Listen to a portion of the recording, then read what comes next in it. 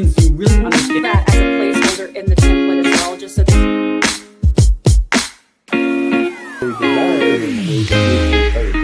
stressful for the team to take on.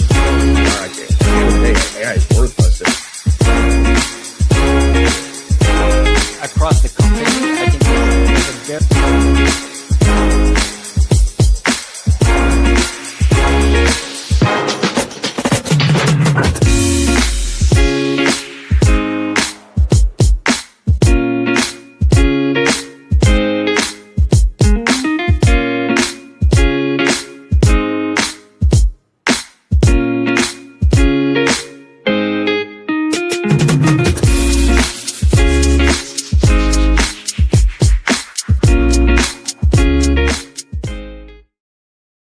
All right, hey everybody, welcome to HR Summer School Day 2. We're so excited you're here with us.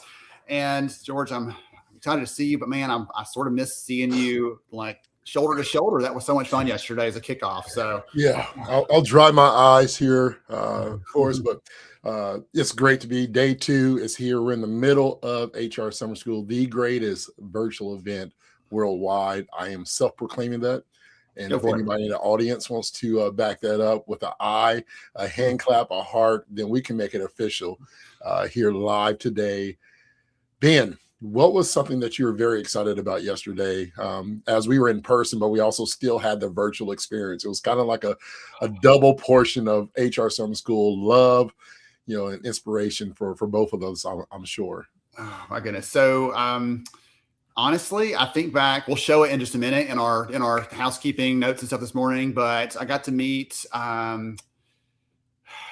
so many good people there that were like, hey, listen, I've been to summer school every single year, and to me, that is so much fun to meet someone. I know you and I get out and we're speaking at events and people will come up to me and be like, hey, you're that guy from summer school. Like, yes, absolutely. And so that's so much fun because the whole reason we do this, we do these sorts of things is for those people, for all of you listening in. And so to me, when someone's like, I'm taking time out of my day, I'm coming all the way down here to Nashville. I'm coming from, our friend Norma came from Atlanta. I'm coming all the way over here to just be with you in person and to be with other people that care about doing this well.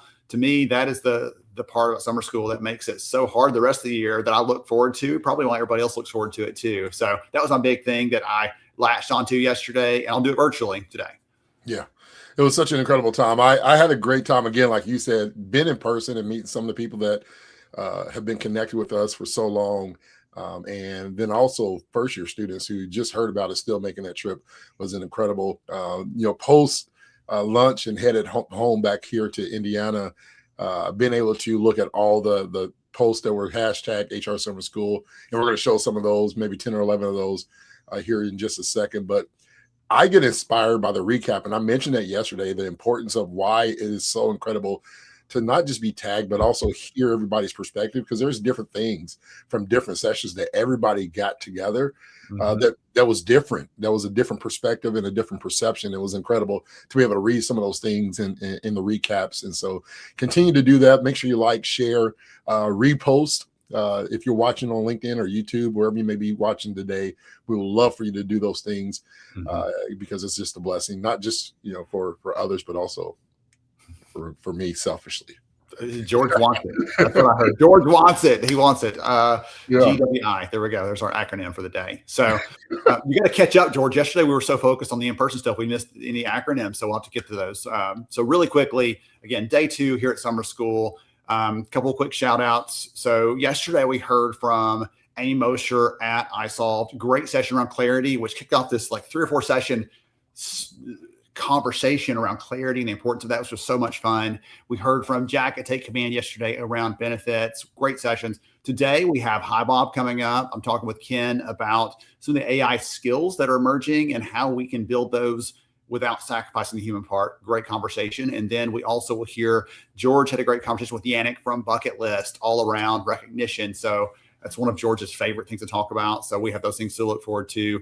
And then tomorrow we have 2 or 3 other sessions we have Kim with Employee. We're going to talk today about some of the things that are happening around hiring and how we can use the tools we have to be more candidate centric. And so great discussion around that. And tomorrow we'll hear from Verified First and Cornerstone in their session. So thanks to them for supporting summer school. What else we got, George? Oh, this is like a surprise to me because I've seen this slide every time. So really quickly, I made this joke yesterday. It still happened. All right, go on, people. If you want to get a giveaway, you must be registered and show up and be engaged. We had somebody yesterday that won one. They're like, and you got to sign up in order to get that prize. So make sure you're registered. The link at the bottom, hrsummerschool.org, will get you there. You can sign up. It takes 30 seconds. If you were just happen to find the stream, like all of you, George just said, share the stream out. If someone finds it, welcome. We're glad you're here. It's a different kind of live stream.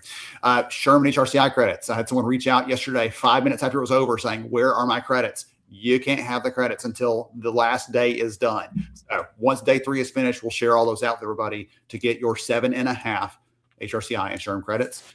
And then as we saw yesterday, those live stream timings are kind of approximate. The agenda will share, and you can see the agenda at any time at hrsummerschool.org. Same link there to register or see the agenda. But that's where you'll see the times for the sessions today. You can see what's upcoming, and those timings are approximate because live stream. All right. George, want to give some shout outs to all of our family out there? Yeah, I'm always excited this is one of my favorite portions, right? Is good on LinkedIn or Facebook, wherever it may be. But shout out to Bobby Joe. One of my favorites is Bobby Joe because of the whole AI graphics, and you see myself, you, and her frantically in the audience. And then Ashley, one of our live attendees yesterday, posted as well. We had Data Man and Acronym Man that's done by Jeff. So some incredible things. Shout out to Wisconsin State Council, Sherm, also in the chat. They were there live in their group. They made a post. And then the veteran of all posts, Kenny Dang. You can always count on some good feedback there. There's so many other people. Now I'm naming all of them, and I'm going to forget one person, and they're going to reach out to us probably on that one. But so many great, and this is not even all of them, but these are just kind of a few key highlights that we wanted to post today. So continue to do those things. We're going to grab some more from today. We love those recaps. Make sure you use hashtag HR Summer School. We actually have an HR Summer School LinkedIn page. And so if you want to join on that one as well, make sure you follow that page as well, and tag it or myself and Ben. And, we're going to be excited to spend an hour or two after school is out. We have after school LinkedIn and social. We got some homework to do. Yeah. Some homework for sure. All right. I went backwards. Wrong direction, George. All right. I'm going to go back. We mentioned this yesterday. We have summer school shirts. George is wearing his, I don't know what color that is, George. It's kind of like a grayish. Pavement, I think, was the actual technical term for that. I'm wearing an older summer school shirt, Feeding Your HR Soul. All those shirts are there available. You can scan the QR code and go get those. I saw lots of comments yesterday, George, from people saying that ranch dressing one was one that they loved. And so, yeah, that one actually came from Amy Mosher, the one I spoke with yesterday from iSolved. She's the one who coined that term, and we made a shirt to honor her from that. So you can get any of those shirts if you'd like to. Those are going to be available. What's up next? Oh, yeah. So George is going to be at SHRM in a few short weeks. Goodness, it'll be here around the corner. So if you want to be there with George, you want to scan that QR code right there on your screen. I actually heard from someone just yesterday that said, hey, I followed summer school every single year. If you and George are going to be at SHRM, I said, well, it just so happens. Here's your link. Go get this. And so you guys can see and connect with George there live. I'll be speaking elsewhere in the country, unfortunately, that day and can't make it. But if you want some summer school love and be around a community that cares, you get to do that at SHRM. And so you can scan that and dive in. All right. George, quickly on the lunch break partners, just a quick shout out there. Special shout out to our lunch break partners. As I mentioned yesterday, and a lot of people was wondering, what is HR Summer School lunch break and how can I get involved? You can visit hrsummerschool.org/lunch-breaks and get more information. We'll share that QR code in the chat and the link later on, but you're able to connect there. This is a members only platform. It's very private. It's monthly, where you receive your 1 hour SHRM HRCI credit, and we bring in fabulous speakers and incredible speakers panels. We cover all things. We've done mental health, well-being. We've done TA. We've done frontline. Onboarding is up next week. Actually, we're going to have a special guest. One of our good friends. It's now my good friend, but it was Ben's friend first. and the guru of all things onboarding, Miss Lillian, is going to be joining us, and we're going to be diving into driving engagement and retention from the start. It's going to be an incredible conversation. I'm excited about that. June 11th. So we come live every second Thursday, Ben, of the month, every second Thursday of the month for 1 hour lunch break. And it's HR Summer School in an hour. We dive in. And so we'd love to have you, if you're in part of a chapter state group on the board there, or individual you'd like to join individually. We welcome all, and it's a great time. Yesterday, Ben, we have one of our own. It was a great surprise. She was a speaker. She wasn't expecting it. We had a good opportunity to break bread with her afterwards as well. But we want to give one more shout out, maybe a couple more shout outs tomorrow as well. But Allison Smart, the director of HR, winning our 2026 Community Award. And just an incredible person, incredible heart, and giving so much back into the community. And not just HR Summer School. She's been involved within the area in Tennessee as well, Nashville area where she's from. And so shout out to Allison one more time for just being an incredible person, incredible heart, and now an award winner for HR Summer School. It's official.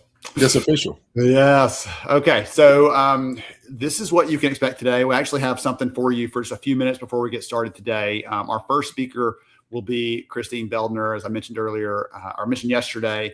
Christine and I go way back. She was an HR leader that took a chance on me very early in my career, gave me a chance to really work with someone who cares about HR in a culture that was great, with leadership that supported us. And it was the springboard for everything that I got to do as an HR professional that mattered to me. So that was great. Ken and I are going to talk about AI skills. George and Abhijit are going to have a conversation about, goodness, what did you not talk about, George? Like, George is the one, like, squirrels have squirrels. So they're going to have a great conversation. So great stuff today. Kim and I are going to talk talent acquisition. Yannick and George are going to talk about recognition. And then Emma is going to bring us home. Had a chance to meet Emma a while back virtually. And so I had her come and join us because she has some great ideas around the importance of connection and thinking about that, continuing our theme for summer school, like every year, which is seeing our people as the humans they are and supporting them that way. So we'll wrap with that one today. Before we get to that stuff, though, I'm going to take just a moment. Again, live stream time's approximate, already going off the rails. It'll be okay. I'm going to pass the microphone to George, give him just a few minutes to share something that's on his heart. And then tomorrow, maybe I'll take the microphone back and, take a turn myself, but let George have just a few minutes to share. As I mentioned yesterday, both of us do a lot of speaking. We do a lot of training. We do internal workshops with companies. George does the keynote speaking thing where he gets the audience on their feet, cheering and clapping and stomping and everything. And so we're gonna give him just a minute here to kick us off. Give us a word, George. Exactly, Ben. I'm excited about this, and I want to share, get ready. So just go ahead and get your acronyms lines ready. This is something that's been on my heart for about 3 or 4 weeks, and we're going to talk about it, right? We're going to break down the human aspect. So just get HUMAN down on your paper. Be ready for your first acronym of the day. Actually, I don't think I had an acronym yesterday at all. And so, as I was thinking on my way home, what I want to talk about and share with y'all today. Many of you were asking, what does ROY stand for? And recently I wrote a blog called The Real Competitive Advantage in Business is Purpose Alignment. I overheard a conversation of a gentleman, and he said, there's really no ROI in purpose. It's something that we should get over. And it really, as a person who loves people and lives a purpose-driven life, lives and believes that leadership, it should be purpose-driven, it really, really hit me and connected with me. And so I wanted to talk about that, because I believe purpose is not some soft initiative. It's really a strategic performance driver that I believe we should use. And real quickly, here are 5 things that I believe why the ROI really is within purpose, and why we should champion the purpose within our organization. Number one, I believe purpose increases retention, because people stay not just where they also belong, but they stay where they feel connected to something. They stay where they feel they have a meaningful purpose. The work they do means something to them. And there's a strong sense of that purpose that can be reduced because of disengagement. When we think about things that are not purpose-driven, when I don't feel connected to something I'm disengaged. I'm more likely to be burnt out.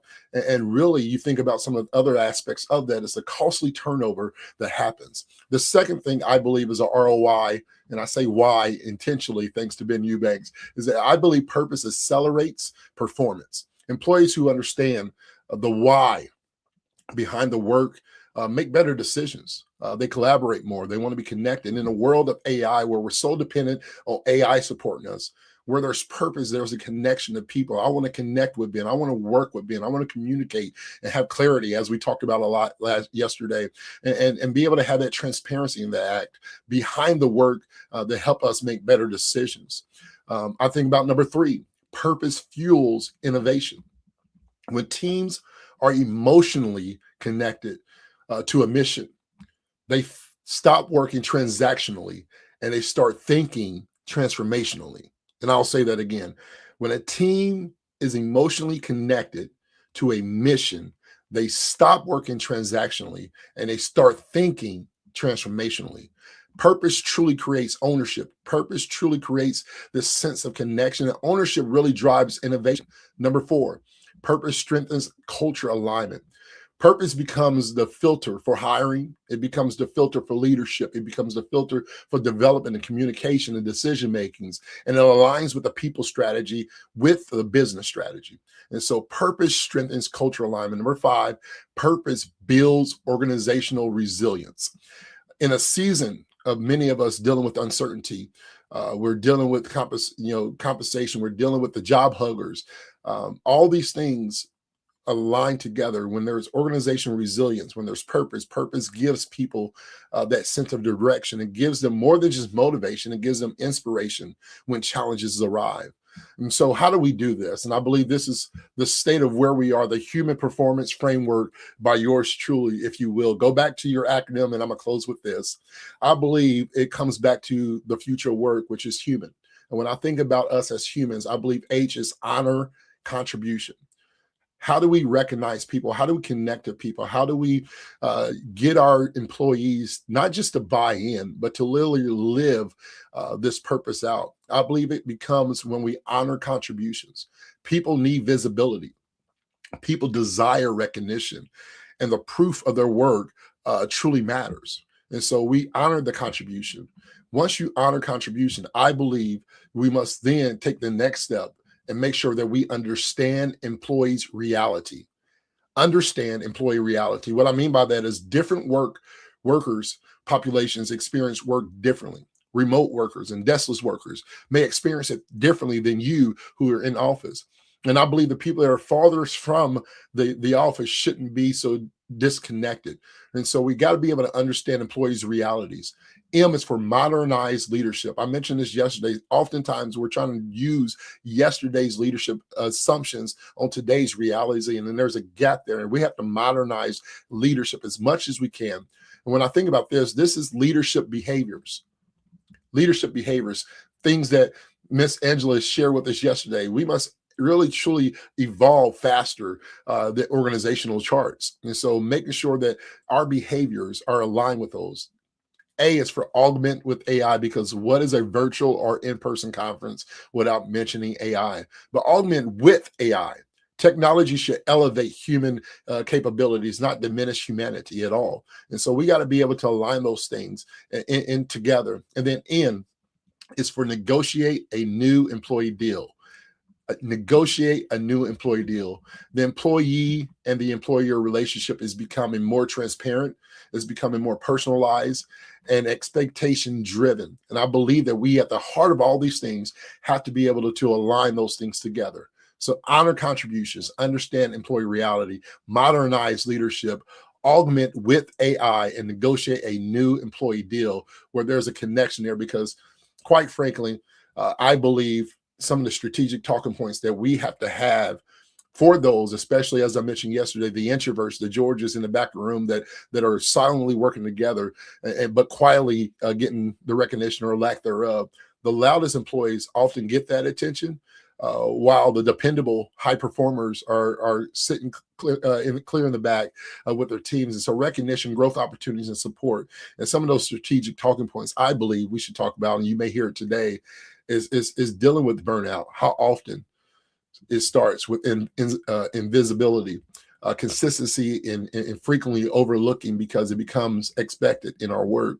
And so for us as leaders, I want to encourage you as a leader, but also you as an employee, recognition is no longer a nice culture initiative. It's really the infrastructure for performance, retention, and trust. And so, Ben, join me back, my friend, because I believe this last line is important. I believe truly when contribution becomes invisible, disengagement becomes inevitable. And I'll say that again as we transition. When someone's contributions to the work they do become invisible, disengagement becomes inevitable. It's going to happen. And so we got to make sure we are human and staying connected with our people. I was going to stay in the back and just let you go, George. I think you still had another good half hour in you before we had to stop Maybe, you. maybe. I mean, maybe so. Goodness. Someone said, we're already on fire and we're like 20 minutes in. So here, goodness, I love it. So I have some good takeaways. You're going to go back and watch the chat, George, because people are loving the conversation there, loving the inputs. And my regret yesterday as we were finishing up was, as we finished, I said, man, we never got to talk about your name tag because you had written the ROY, right? And why that matters so much. So I love that you started off with that today. We call it a fire starter for a reason. So we're all ready to go. We're all primed and pumped up. I'm going to jump into this conversation with Christine Beldner. This is a good one for me. That's the one with you yesterday with Rod was a really good one. This one for me was a really good one. So here we go. Let's dive in.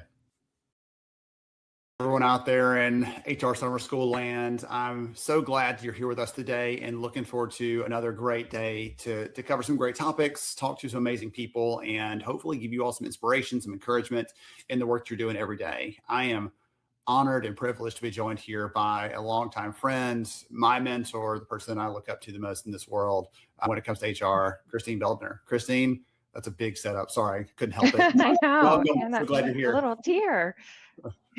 I'm so glad you're here. I'm so glad.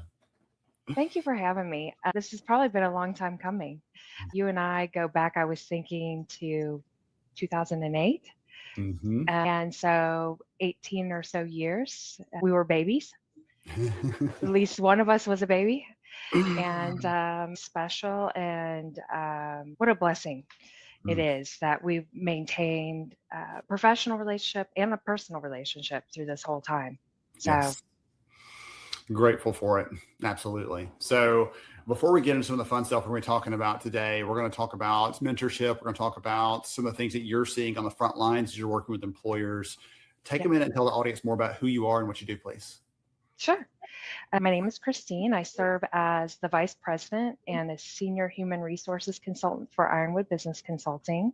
We support organizations of all size, but a lot of small to medium-sized organizations in areas like human resources, safety, all those regulatory compliance areas. And then, of course, I love the opportunity to help clients with leadership development, which is what we're talking about today. Mm-hmm. And at the center of what I do is people. I think that's super important right now. Definitely the theme of HR Summer School. We're finding HR is going way beyond policies and paperwork. We are at the front lines, right? Of uncertainty, change, burnout, AI, and we're still having to create these workplaces where we can all thrive. So I love what I do, and I love the organizations I get to work with. So you set us up really well there. You got to do all that on top of your day job, by the way. Yes. So keep up with That's this sure. and all the other things that you're already juggling, trying to keep that all together. So as I've already pointed out a minute ago, I had the opportunity to work with you early in my career, pivotal moment. And because I'd had it almost a weird perspective of HR before that, working in a company that didn't really appreciate and respect it. And I had a chance to come and work with you. And it opened my eyes to what it could be like working in a company with a great culture, with a leader that poured into me, with a company leadership that believed in the people and supported them. So that mentorship meant a lot to me, sent me in a good direction, I would say. And so what advice would you give other leaders here listening to the audience, these HR, whether they have someone in their chain of command or they're in a volunteer capacity like you and I originally met or something else, they have a chance to mentor and encourage someone else early in their career. What advice would you give them? Well, yeah, we were both very blessed at the organization that we worked at. And I was thinking about connecting with you today. And something that you may not realize, and I don't know if I ever told you, but I learned so much from you during that time. So it was a reciprocal relationship, right? And that's probably one of the big things that I would tell leadership in HR today is that have an openness to learn just as much as you give. But I have maybe a couple of things that I thought about today. First is that I think one of the biggest mistakes that leaders make is believing that mentorship has to be formal or perfect. I think what you and I found, it was not that at all. It was in the day to day of our work that we fed and nourished each other, professional development. I think it's about giving someone a seat at the table, trusting them before they trust themselves, maybe taking time before or after that interaction of a project or a meeting to explain the why behind a decision.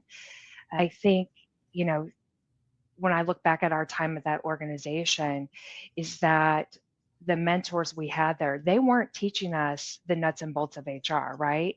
They were modeling professionalism, courage, emotional intelligence, how to lead under pressure. And that was all informal, just in the nature of our work, but it was intentional.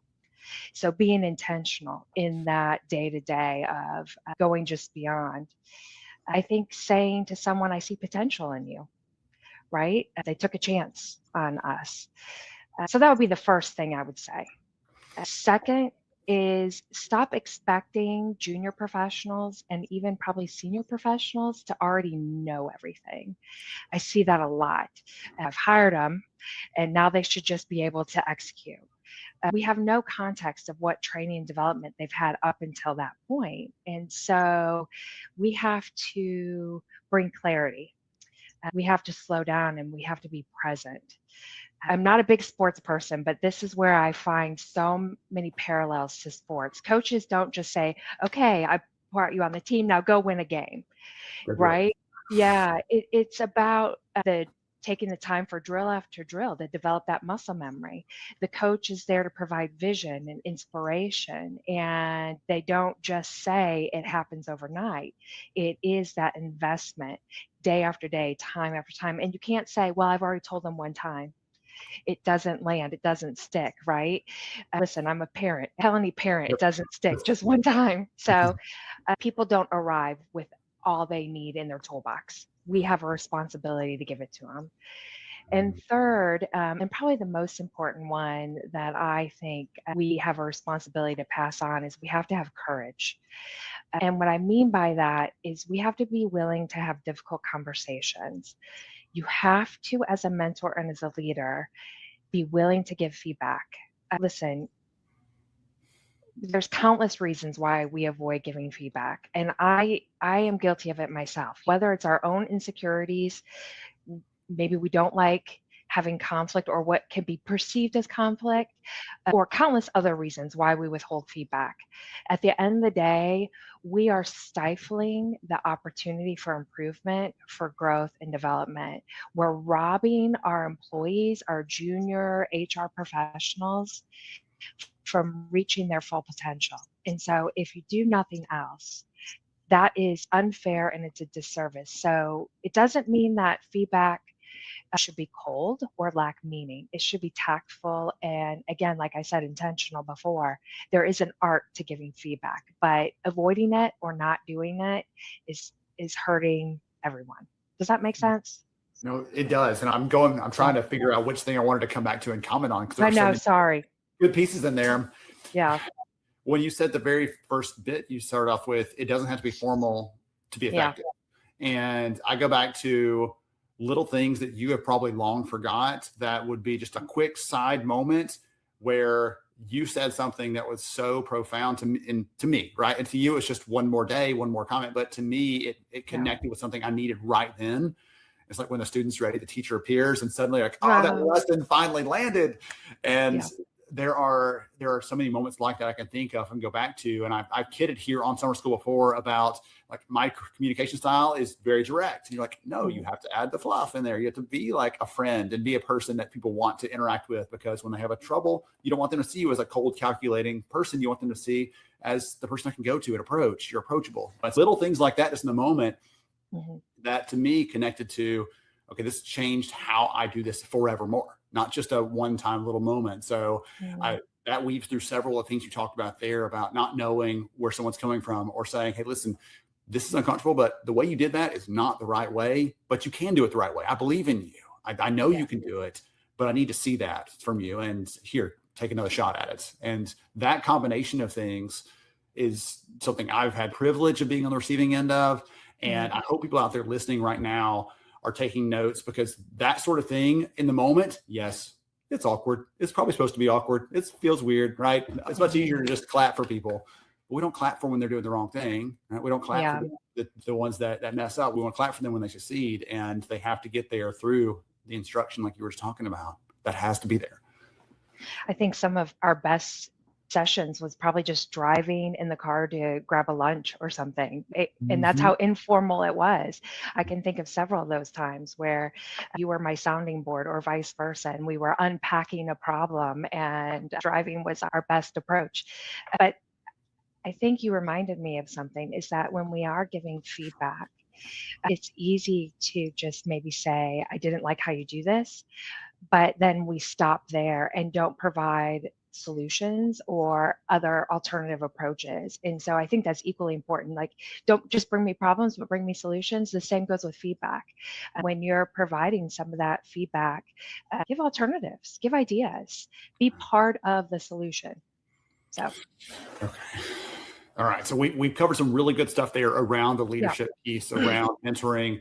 I want to shift gears just a little bit, because in your position, you get to talk with a lot of company leaders, probably HR leaders that are your counterparts at these companies internally, and you're working with a bunch of different ones. What are some of the things that you're seeing as consistent themes that companies are really struggling with right now on the people side?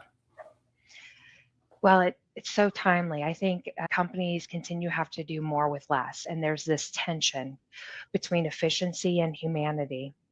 And I think leadership is frustrated, and I think our workforce is frustrated, and we really are not sure how to navigate today together. Technology is advancing incredibly fast. AI is definitely changing our workflows and how we do things. Expectations are higher. So we see organizations want speed, they want output, they want results, but employees still want to be seen, want to be valued, want to be developed, they want to be connected. And so, how do we meet in the middle? And even with AI, we can't automate culture, we can't automate emotional intelligence. That's why the future of work is human, right? And there's still a place for us here. So I think the challenge is going to be investing in communication, investing in coaching. I'm seeing a desperate need for coaching and mentorship right now. Investing in trust, accountability, healthy leadership habits are going to be critical in the next decade. We all know that employees don't leave organizations, they leave managers. And so, how are managers going to allow a space for technology to be used appropriately and not be fearful of it, but also give it left and right limits? So, that's what I'm seeing today. That's a lot of what we're talking about with my clients. I'm thinking about, we just finished a piece of research recently and asked companies about, are you trying to use AI in your people processes? And 80% of companies told us that they've tried and they've had trouble with it to some degree. And so we followed up with those people. We said, okay, of you 80%, what were the problems? And 80% of those problems came down to people and process issues, not the technology itself. And so for me, the problem is AI seems so smart that you just turn it on and let it go. But as you just pointed out, like, there's all these issues with trust. There's issues with this pressure to be efficient, but hey, we're not giving you training on how to do it, but just go do it. And that all those sorts of things are piling on top of people. And so we're calling it the 80-80 problem, where the majority of companies are struggling, and they're struggling on the people side. That means more work for us, maybe job security, but it also means an opportunity to step into some of the things you were just talking about, to help leaders cast a vision, to help hold people accountable, to decide what those safeguards are, and all those sorts of things. If we don't take that step, take that role in this, I'm worried about what happens next if we don't. So a peer and I were recently talking. He just attended a conference, and it was a conference for CEOs, and a big topic was AI, of course.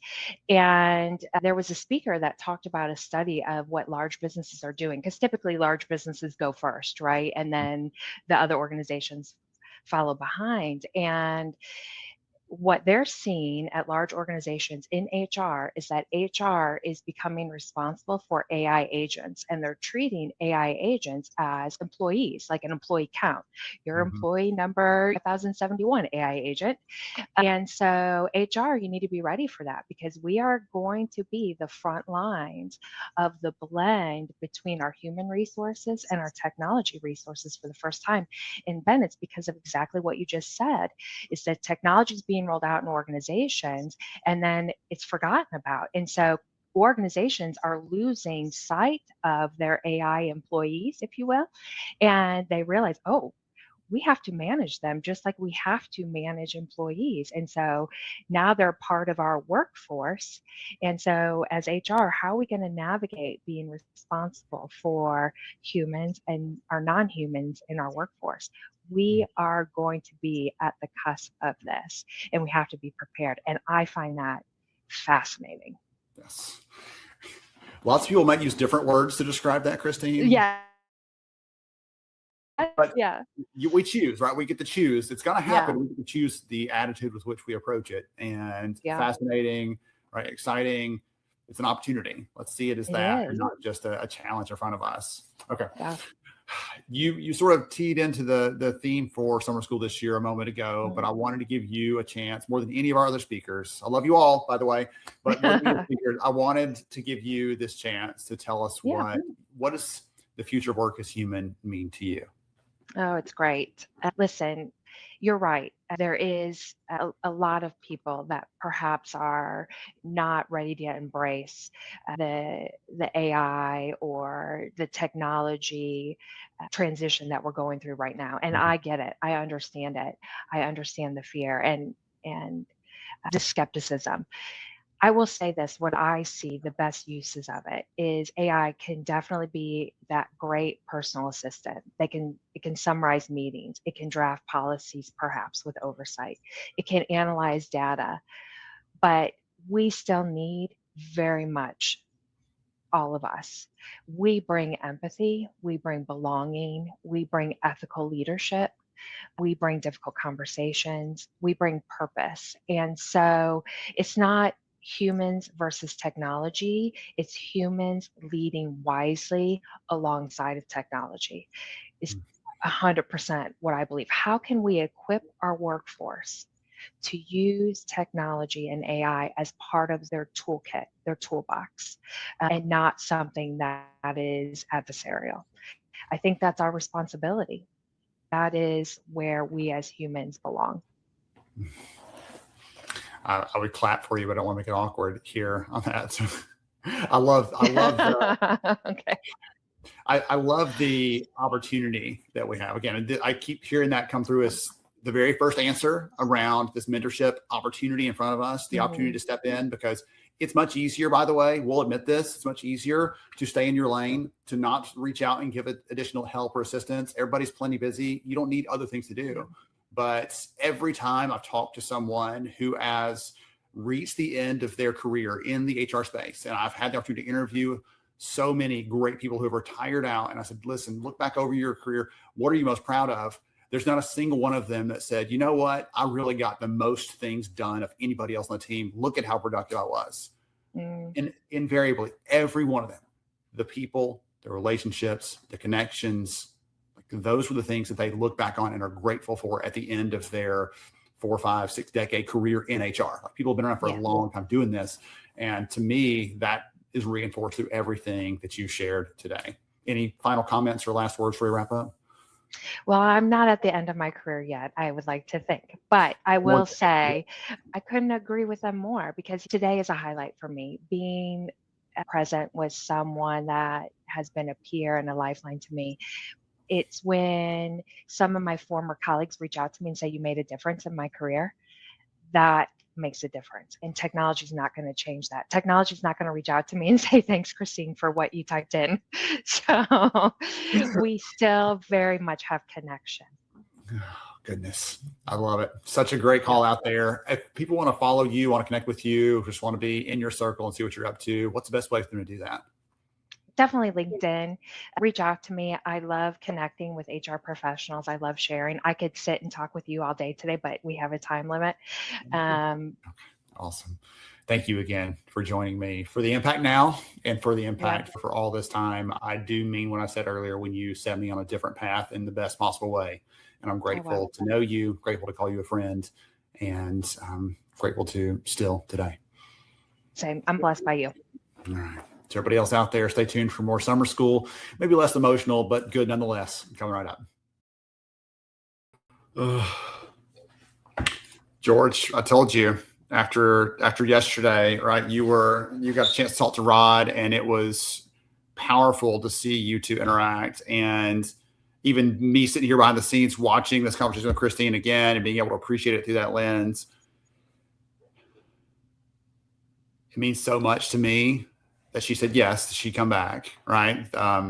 But that she was willing to come back. I went back in my head. I don't know if you did this yesterday talking to Rod, but I went back in my head to all those conversations we had working together. When I hear her talking and speaking carefully, deliberately about why we have to care about people and why this stuff matters and hearing about leadership, I was back again, like sitting across from her at the desk in the office and like my notebook out in my HR days right there through that conversation. And it was so powerful to me to be back together. And I think the last comment I dropped in, and I'll be quiet for a minute. Last comment I just dropped in a minute ago on LinkedIn was, none of us are as strong, are as capable, are as smart as all of us. And that's what I get coming back from that one, going full circle with Christine. Yeah, I'll say this, Ben. I got a loudspeaker. My speakers finally started working. And I think all the dogs in my cul-de-sac is, I don't know if y'all can hear it or not, but it's like when she made a statement on the importance of understanding humans and technology, that alignment piece there, it was like all the dogs in the cul-de-sac just started, roaring. And so for all the dogs out there, for all the dogs, and I'll come up with an acronym for that to align with HR here in a second. But like in unison, I think it's important as we talk about the future of work. I don't want to diminish the impact and value that technology can have for us. And there's aspects of the business that we definitely need to maximize with efficiency. And so it's not a fear tactic, but it's one of those things that she mentioned. And we had this conversation recently, and you had a conversation. We've had this conversation where somebody's come and said, Ben, George, AI is not going to hug me. AI is not going to come and say, hey, I know you're having a bad day. We had this last year, right? I believe Caitlin Sampson mentioned it as she was speaking with us live in person, where she was trying to balance, being there live with us. And her boss said, hey, listen, if you need support for your children, let us know. AI is not going to say, hey, I'm going to fill in and babysit your children. And so understanding just the importance of, when we talk about human and technology, it's, let's not try to replace what can never be replaced, right? Let's not try to bridge a gap that's not meant to be bridged, but connect and use it. How can AI elevate us, right? How can AI make us more efficient with the aspect of, I still want to hug, man. AI didn't hug me yesterday after the event was over. Nope. But man, a dozen or so HR Summer School alumni 100% did. And those are the meaningful things that really keep us connected on a deeper relationship. And you can see that in that conversation with you and Ms. Christine. So it was incredible session. All right. We're going to transition. We're going to go to the session with Ken Matos from HiBob. That transition there, George, was a good one, because he's going to talk about some of the ways that we can use AI, some of the skills that we need to have, because like it or not, this is the part of work that's changing. We have to build skills to be able to use these tools. And strangely enough, they're also like, hey, by the way, HR, you also need to make sure that the people in the workplace have the skills around this. And so Ken's going to talk to us about some of those things there around that. And we're going to bring it back. I forced him to come back at the end, and he would have, but we came back around to the future work is human, and asked him to bring me some insight around that one. So we come full circle in this one. So let's jump in with Ken from HiBob. Everyone, so excited you're here with us today, and having one of our like, I guess I don't want to call you an alumni, Ken. I guess you're like our adjunct professor that keeps coming back because you're so good. So many good things to share. So I'm excited to be here with Ken Matos from HiBob. We're going to be talking about the AI skills, what's happening in that space, how employers are thinking about those. Ken has some really cool data to share on that front. So welcome, my friend. Glad you're here. Always glad to be here. Thanks for having me back. For sure. Hey, I learn something every time I talk to you. I always walk away feeling like, wow, the world is full of possibility. So excited about that. So before we get into some of the fun stuff you and I will be kicking around, would you take a minute and tell the audience more about who you are and what you do, please? Absolutely. So I'm Ken Matos. I'm the director of the Insights Lab at HiBob. So we are a CM platform. We cover everything from your HRIS support to your learning and development activities, payroll, and pretty much all of your HR needs under one sun, along with your finance FP&A. Wonderful. Good stuff. Okay. And then you are the resident expert on all things data. You and I share a love of research, and not just data for its own sake, but what does it tell us to do? And so it's always fun to get together. So you've actually had the chance to work on some new research around AI skills. Tell us a little about that. Absolutely. So one of the things that I was noticing was a lot of people were talking about needing to have employees who were skilled with AI. But when I asked them, well, what does that mean? What are you going to put in a performance review? What are you using for hiring criteria? What are the behavioral markers of this? They all kind of froze up and got very scared looks in their faces. And so I was like, oh, this is perfect. I love it when people give me that face because that means that something is worth digging into. So I spent a bunch of time talking to subject matter experts and surveying 1,200 AI skills decision makers. So these are people who were making decisions about what skills their companies wanted or needed, how they were going to answer those questions that I was talking about, and had them identify key behaviors in AI management that they thought were most important for their organizations, that they would pay more for, that they thought were hard to hire for, and then turn that into a skills framework that you can use to fill out and answer those kinds of questions. So you've got the perfect audience here to answer the question. What were some of the things that came out of that? So I think it helps to just talk through the framework first, where we basically ended up with a collection of 3 competencies and 7 skills.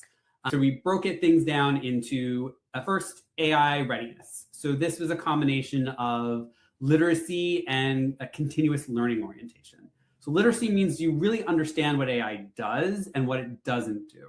I think a lot of our challenges is that many people working with AI still think it's magic, that they don't understand that it makes mistakes, when it makes mistakes, when it doesn't make mistakes, how to limit that. Likewise, AI is an organic technology, which is very different from the more rigid things that do a specific function in a specific way, the same way over and over again. And so that means you have to be much more open to experimentation, to transformation, to what you did today not being what you do tomorrow. And that can be really difficult for a lot of people, especially those who pride themselves on expertise. And so being able to focus on learning over expertise becomes really important. And that's not to say that knowing stuff doesn't matter. It really does for reasons I'll talk about in a moment. But that emotional willingness to engage with change is an essential skill that a lot of people are struggling with right now. The second bucket is your personal AI use. And that's where I think a lot of people are a little bit clearer. Can you write a good prompt? Can you interpret the data that it spits out and make sure that it's correct? And then are you doing this in a way that is maintaining appropriate AI safety and data governance rules? I think a lot of our attention is there right now. The third spot, and the one that I think people are not quite paying enough attention to yet, is the organizational use of AI. And so this is, how do you stitch together all of those individual processes so you don't end up with app sprawl? I mean, we talk a lot about spreadsheet sprawl, where you just get more and more spreadsheets. If you want to have your AIs deliver real value, they need to integrate with one another. They need to integrate with your processes. They need to actually smooth out what you're doing and not create more edges. And then some basic technical skills that help support your ability to do that. And so that created our sort of 3x7 framework, each of which has a list of behaviors that make it a lot more concrete. So I'm listening to this. I'm making my own notes over here on this. I'm going to go back to a couple of these things. If you're good with that, because I first just to unpack this with you live. And so that's the comment about this being an organic sort of thing. I think that's so telling, because in the past it was, this is a fax machine and this is how you work it. And once you work it, it's going to work the same way tomorrow and next month and next year. But as you said, this technology is very different, because we'll have a sudden leap forward, or the model changes, or suddenly that thing that you used to do, you can't do that anymore, because it's going to give you not just the same result, but a worse result because it changed.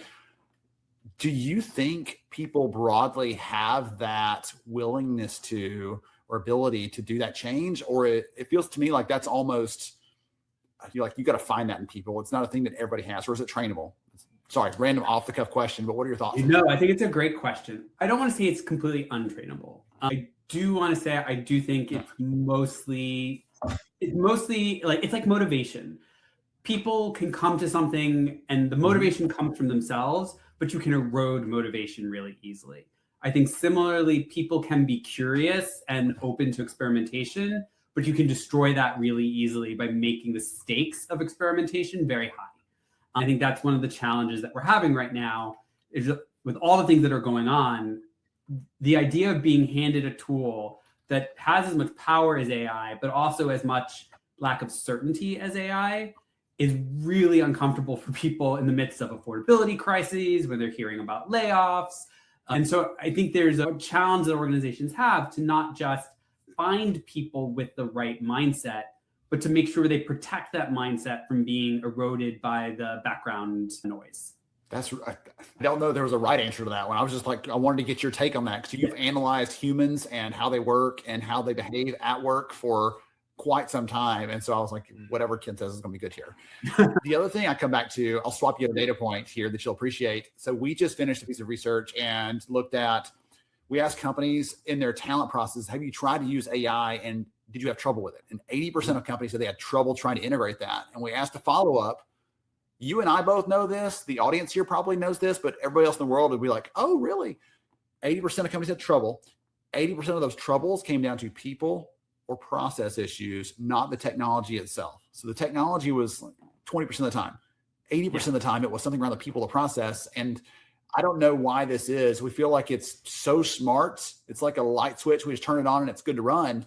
But it's a lot more than that. And you sort of keyed in on that, talking about the importance of being curious, the importance of being willing to experiment, even the personal use, the different layers of skill involved in not just prompting, but being able to analyze that and filter it through your critical thinking and say, you know what, that sounds sort of right, but not all right, and all those sorts of things. So that data point to me really to support some of the things you're sharing there about how this has to be a people thing.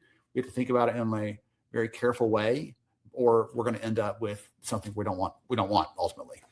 Yeah, I think one of the really good examples of that popped in when I was asking for behaviors that I didn't prompt people on. One of the ones that popped out of the open-ended comments was the ability to interpret what AI puts out. They were referencing graphs and charts, because AI makes it really easy to produce content, but that doesn't necessarily make it right. And even if it's technically correct, do you understand it? Do you know what to use it for? I think we've been so focused on training people to create the report that now everyone who can create the report in a few seconds, they all need to focus on what's the meaning of the report. Where do we go with this? And then there's also questions of, I might know what to do with it, but it doesn't mean I have the authority to do anything with it. So now I have to talk to 15 people who all have their own things going on and get them to align. And so I think one of the things that was interesting in our data was I asked what was hard to hire for and what would you pay more for?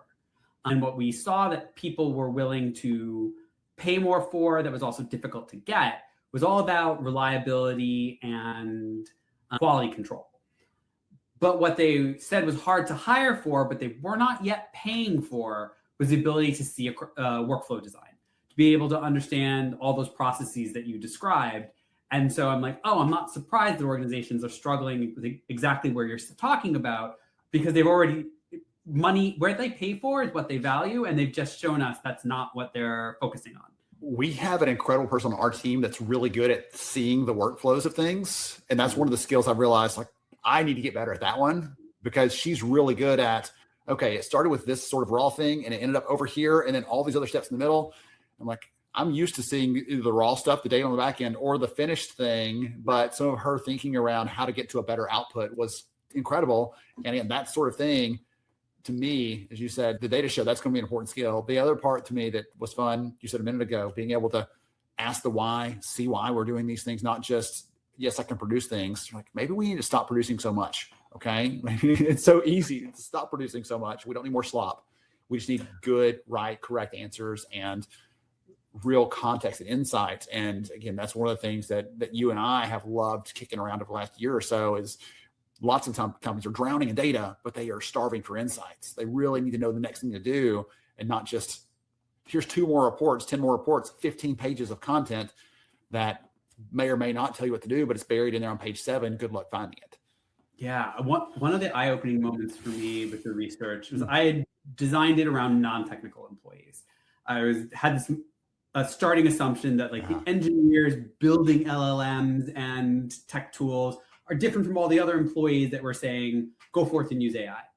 And I showed it to a few engineers and I was like, oh yeah, you probably need more about like the technical AI things. And it's like, no, you don't need any more buckets. You don't need any more spaces.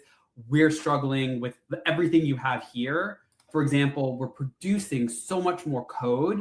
We don't have time to process it, to QC it, to link it together. And so we're drowning in productivity. And I think this is one of the places where we've forgotten something we learned with manufacturing, where it's not just about your ability to produce stuff. It's about also make sure that stuff is quality, that the process is efficient, and that the amount that you have created has a market to go into.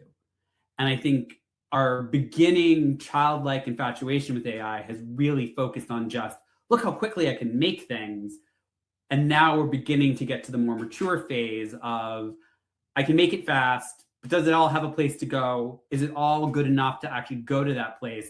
And is this actually the best way to do it? I'm going to go back and repeat what you said a minute ago because I thought that was so profound. We are drowning in productivity. I've not heard anyone else talk about it that way. And so everybody needs to make sure. And when you share that one on LinkedIn, everybody, make sure you attribute Ken with that one. That's a really good one. I am reminded of the operations management class that I took many years ago where they say, listen, you solve this bottleneck and it just moves. Like there's always going to be some bottleneck somewhere in a system and it just moves somewhere else. And that's what you're saying. We've solved it on the creation end, but now we offloaded that somewhere else. I wanted to ask you, for the audience here, a bunch of HR leaders, all of our friends out here, what does it look like when suddenly they're able to produce more than they could in the past? If suddenly they can produce 1.5 times what an HR manager could in the past, right? I'm trying to picture that future. That bottleneck moves for them probably somewhere else. Does it come back around to relevance, context, understanding the business? What does that mean for what's next? So at HiBob, we like to talk about being able to serve 3 different domains. So operations, culture, and strategy, where operations is very technical, data storage, motion, reporting. Strategy is all the things that you should be doing to drive the business forward. And culture is how you get people to do those things that your strategy, based on your operational data, says you should do. And I think AI is going to be exceptionally influential in the space of operations. There's so many things that we know we just, if A, then B, if C, then D. AI allows you to set that up with a lot less programming effort. And I think that creates a lot of operational opportunities. It makes it easy to say, hey, AI, my executive is asking this complex question that's basically a bunch of regressions. Can you just do those right now?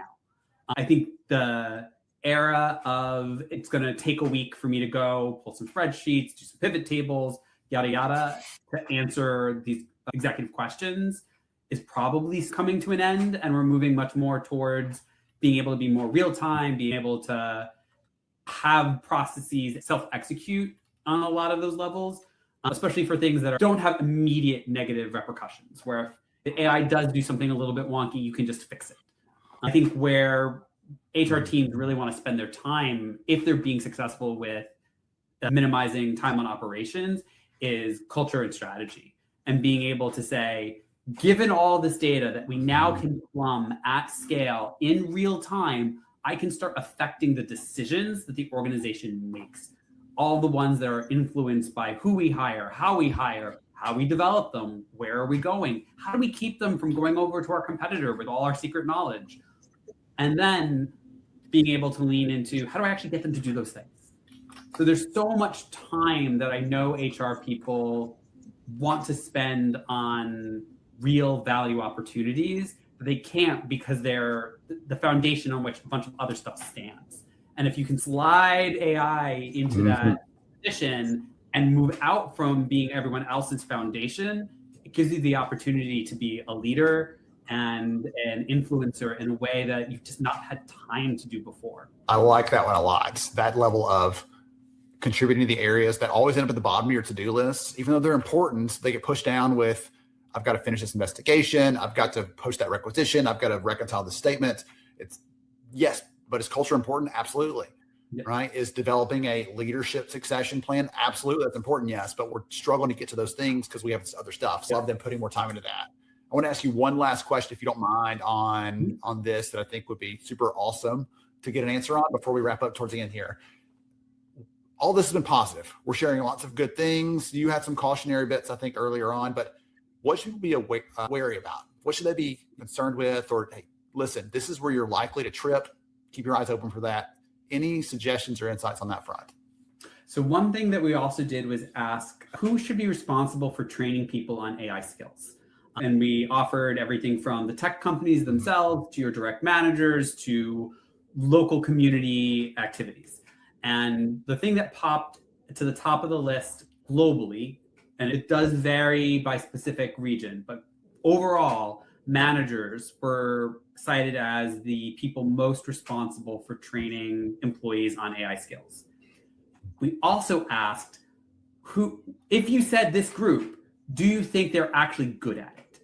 And that managers were the lowest rated in terms of being able to do the thing among the people who said it was their responsibility to do it. So it's not like it was low because you think somebody else should be doing it. It's, I think they should do it, and I think they're bad at it. And I think that is, for me, the biggest cautionary tale of what it means to be a manager is going to fundamentally shift, at least for a little while, where it's not about what you know and how you've gotten in replicating yourself. It's going to be much more about your ability to coach, to create space, to push people to have bigger thoughts and not slot themselves in the narrow box. I think that is such a shift from what so many managers get rewarded for and punished for not doing, that we're going to see a lot of friction there, especially as they are also subject to their own mid-management layoffs and questions about, like, do we want larger spans of control? Okay, well, then I have less time to talk to people. So I think we're going to have a moment of tightening the belt on the middle management layer. And then this is going to expand again once we're able to wrap our heads around what we really want managers to be doing, now that information can move around, but judgment, creativity, strategic meaning making becomes so much more important. Ken, I wish we had another hour to dig into all this. There's so many good takeaways, insights, ideas from this. So if someone wants to learn more about the research that you and the team have done, more about what HiBob is doing in the marketplace to help employers, what's the best way for them to connect? You can follow me at Dr. Ken Matos at LinkedIn.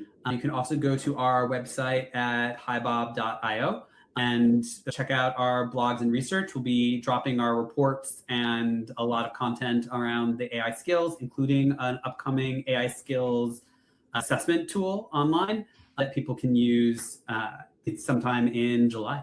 Awesome. Good stuff. Thank you again for joining us. Coming back in, George. So one of the things that gets, hold on, where do we go? There we go. One of the things in that gets me is the audience responded when Ken said we are drowning in productivity. That was like, there were several people that climbed on, connected to that one. And it reminds me of this conversation we've had in the bigger labor market in the last few years, where the number of job openings, the number of people that are quitting, like the data around that is sometimes unclear or doesn't feel like it's accurate. feel like we need better measurements, and we feel like we need a better measurement for the capability at work besides just productivity. Right? Some jobs you have to produce a number of widgets on the assembly line, sure, but for the work that most of us are doing, or any sort of knowledge work, just producing something and being productive there isn't the full measure. I could have been very productive at putting together summer school this year and just grabbed a bunch of people and threw them in, and don't think it would have turned out quite as well, right? We can be productive and throw people into jobs quickly, but we're not going to have a high quality of hire. And so just being productive doesn't feel like it's the right metric anymore. Yeah.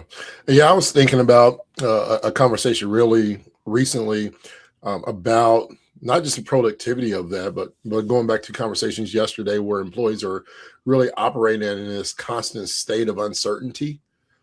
And when I think about uncertainty, I'm talking, not just lack of productivity, but also thinking about the layoffs or restructuring, AI disruption, all these different things. And you throw in the economic vitality that's really weakened a lot of organizations, right? And when I say weaken the organizations, I'm not talking about a monetary, I'm talking about the trust aspect of that.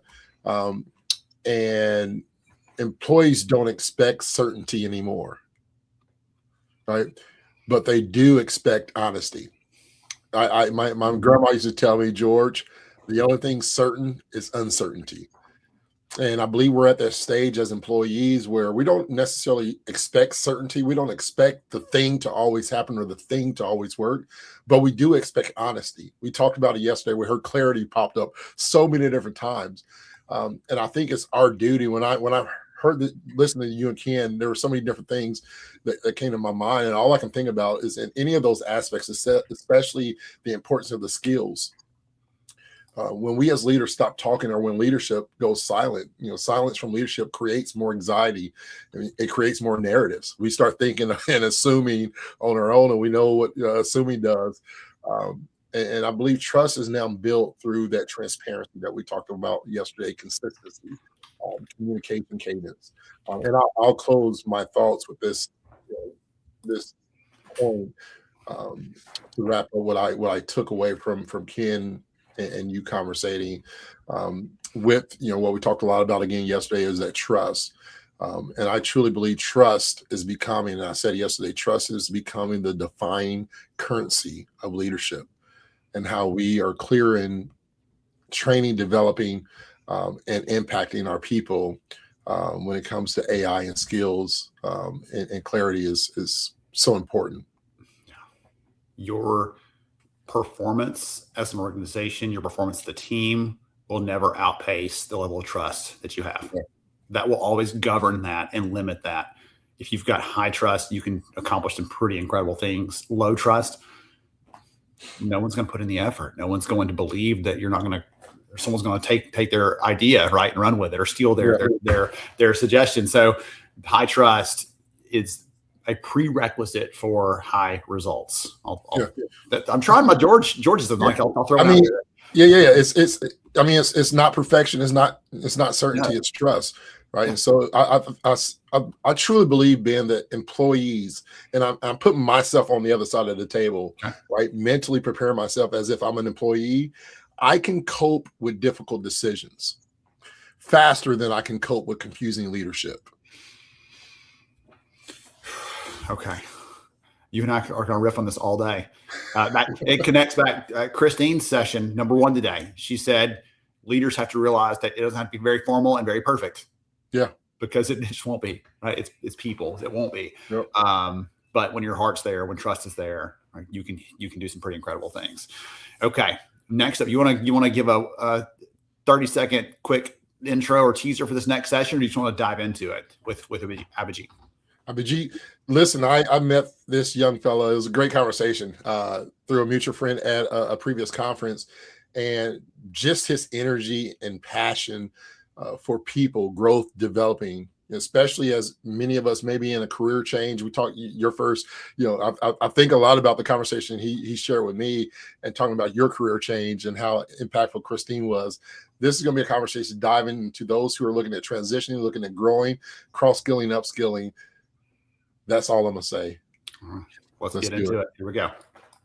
I am excited right now for this conversation with a good friend. We recently met just last month at a conference and had a great time there. But if you could, for the audience that are joining us all over the world, introduce yourself real quickly to the audience. Sure. Tell them a little about yourself. Thank you. Thank you so much, George. Yeah, it was lovely. I mean, I think we spoke briefly, and I instantly knew that this was something that I wanted to do. My name is Abhijit Bhaduri. I've worked in human resources for all my career, so I'm a one-trick pony. I enjoy writing, so I write a lot on LinkedIn. So those of you who are interested can follow me on LinkedIn. I write a newsletter there, which also has all the kind of stuff that I'm going to talk about today, but in probably greater detail. And the way I was thinking about it is a couple of things that I think are going to shape the profession.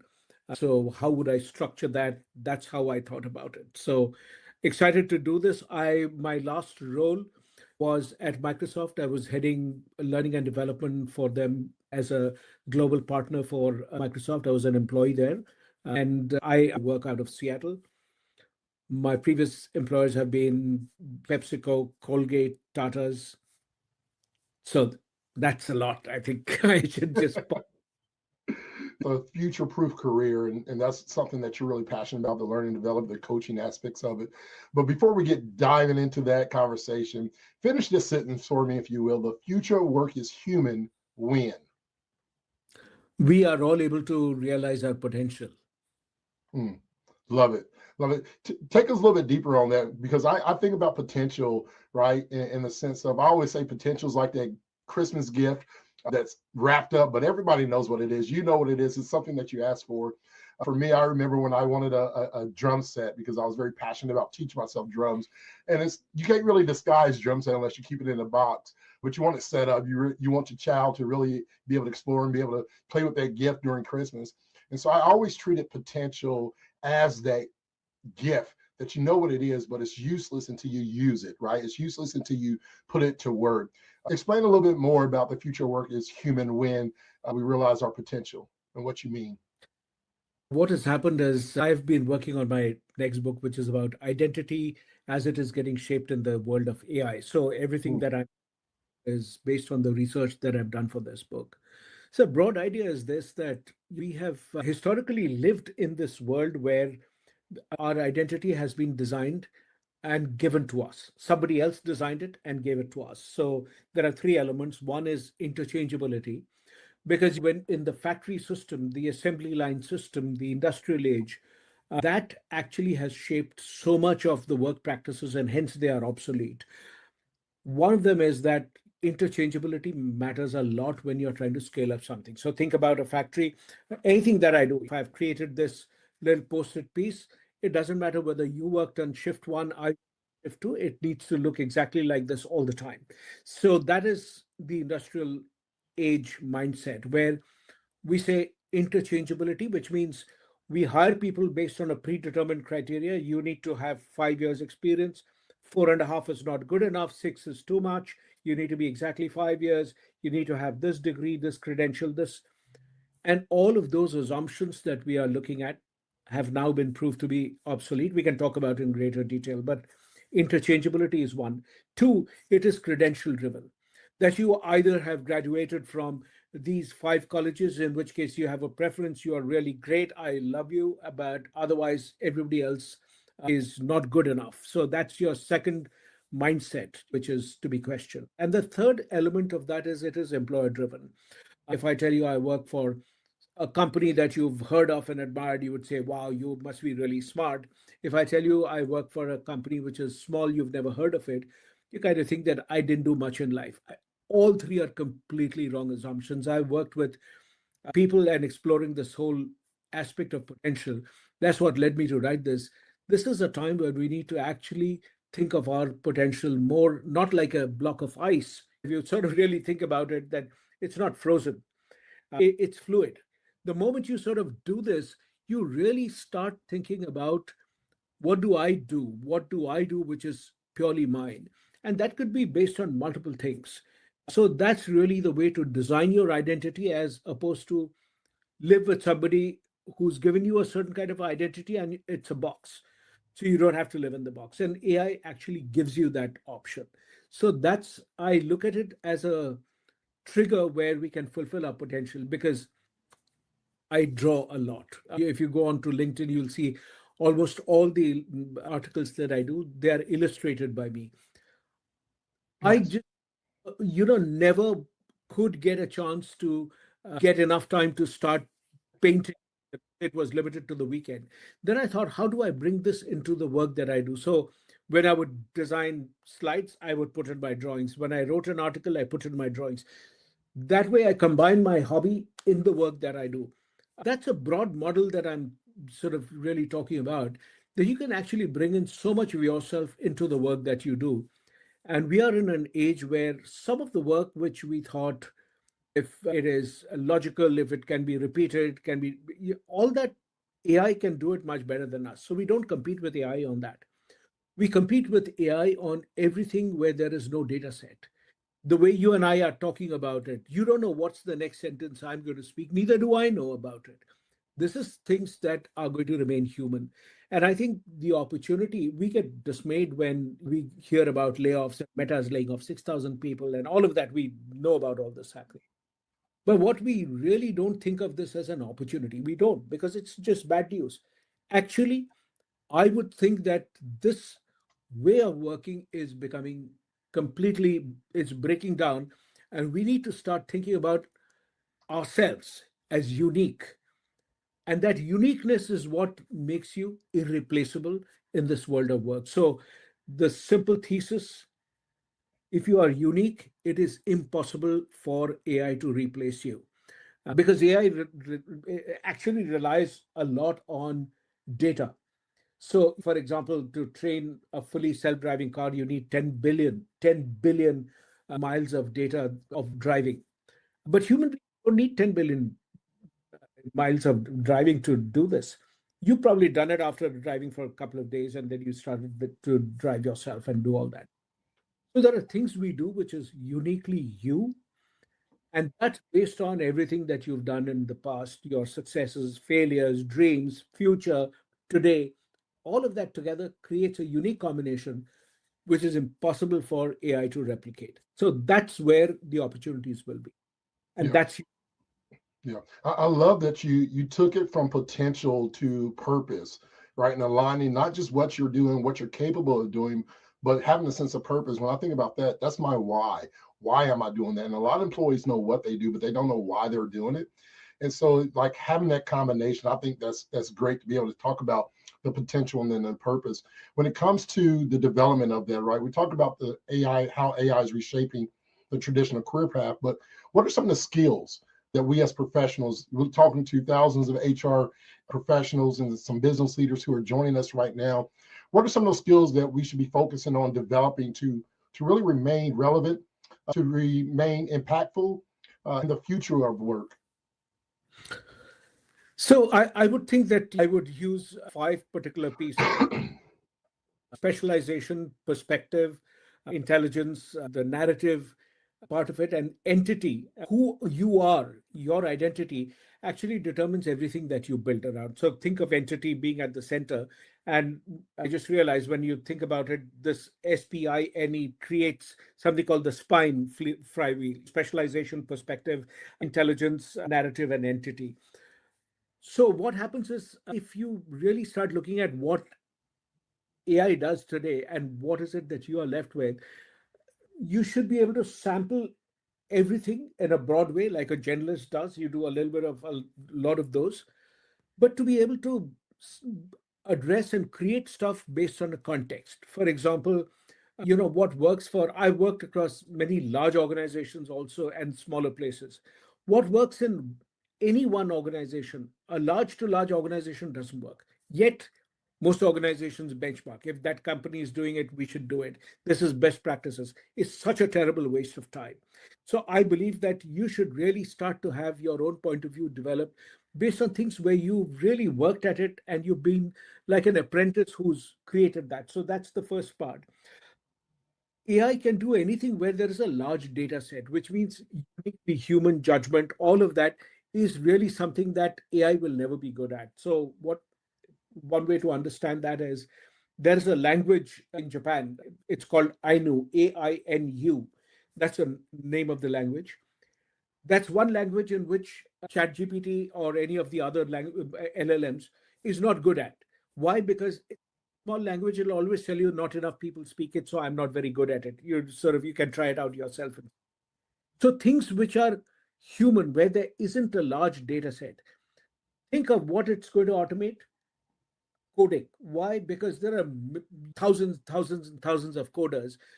It's very easy for AI to get trained on these thousands and thousands and thousands of coding lines, and therefore it can do now coding better than a human being.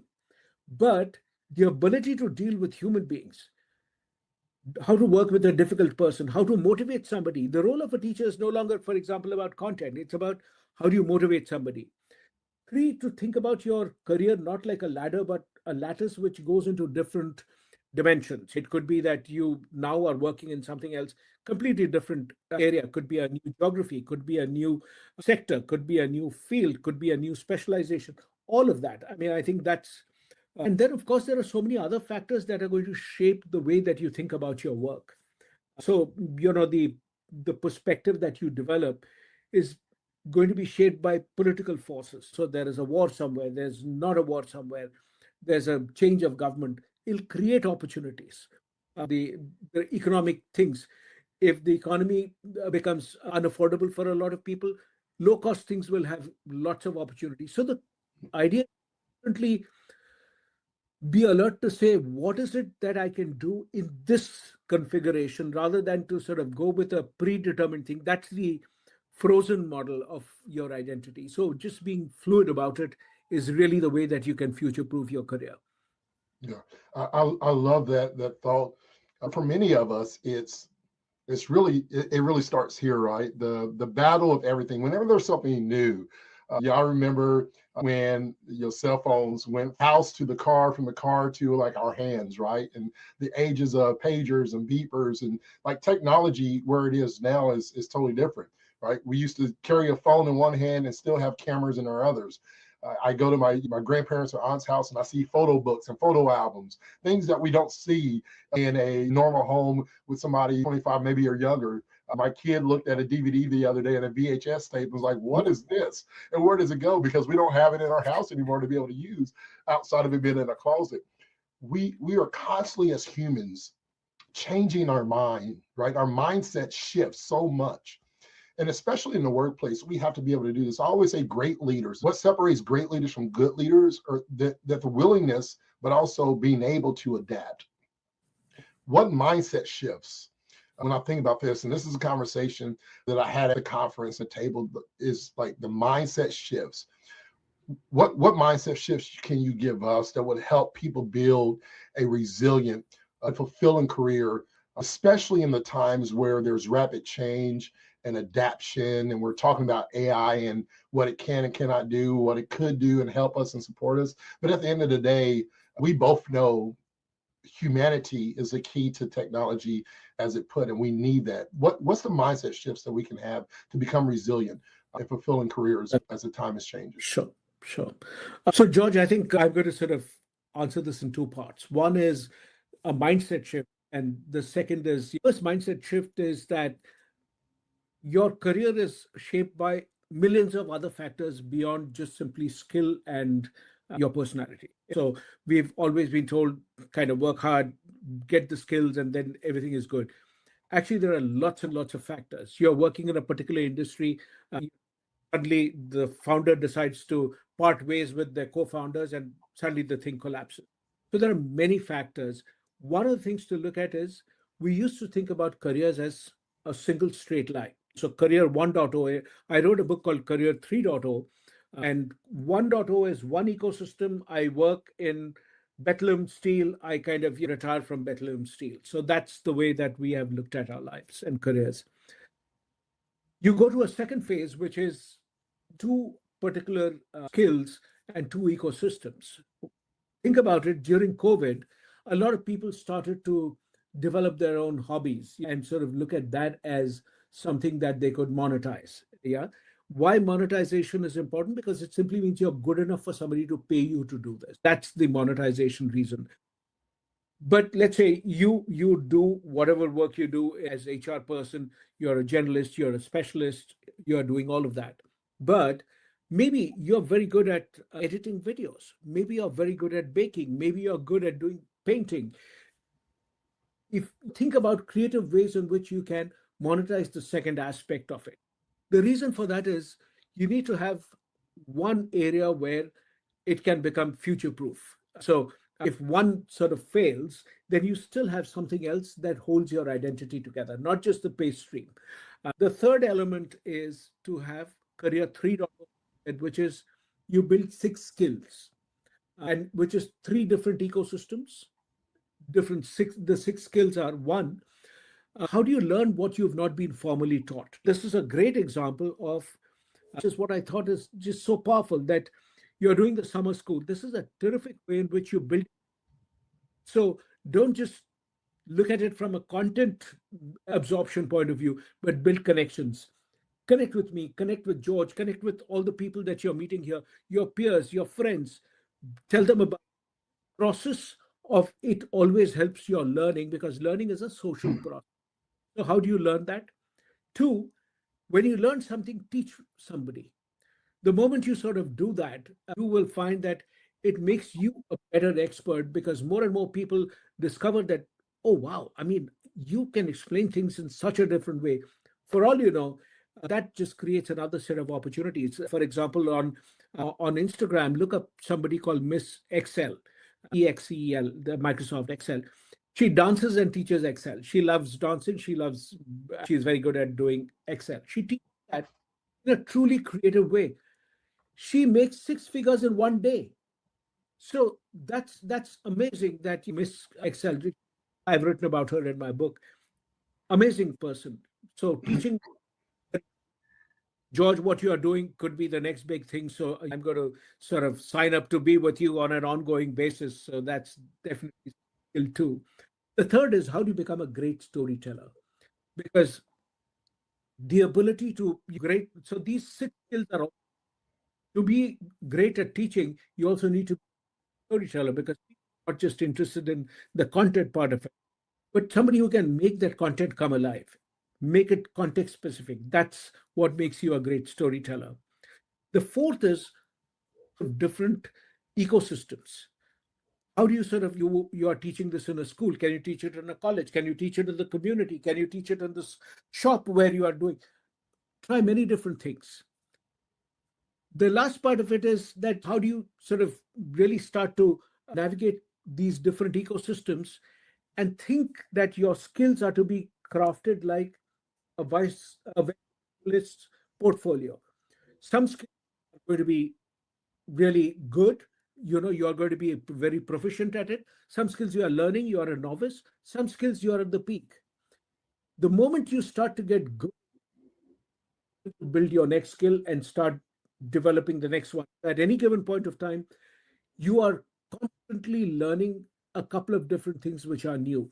So the ability to learn passion, learn, not teach somebody, become a great storyteller.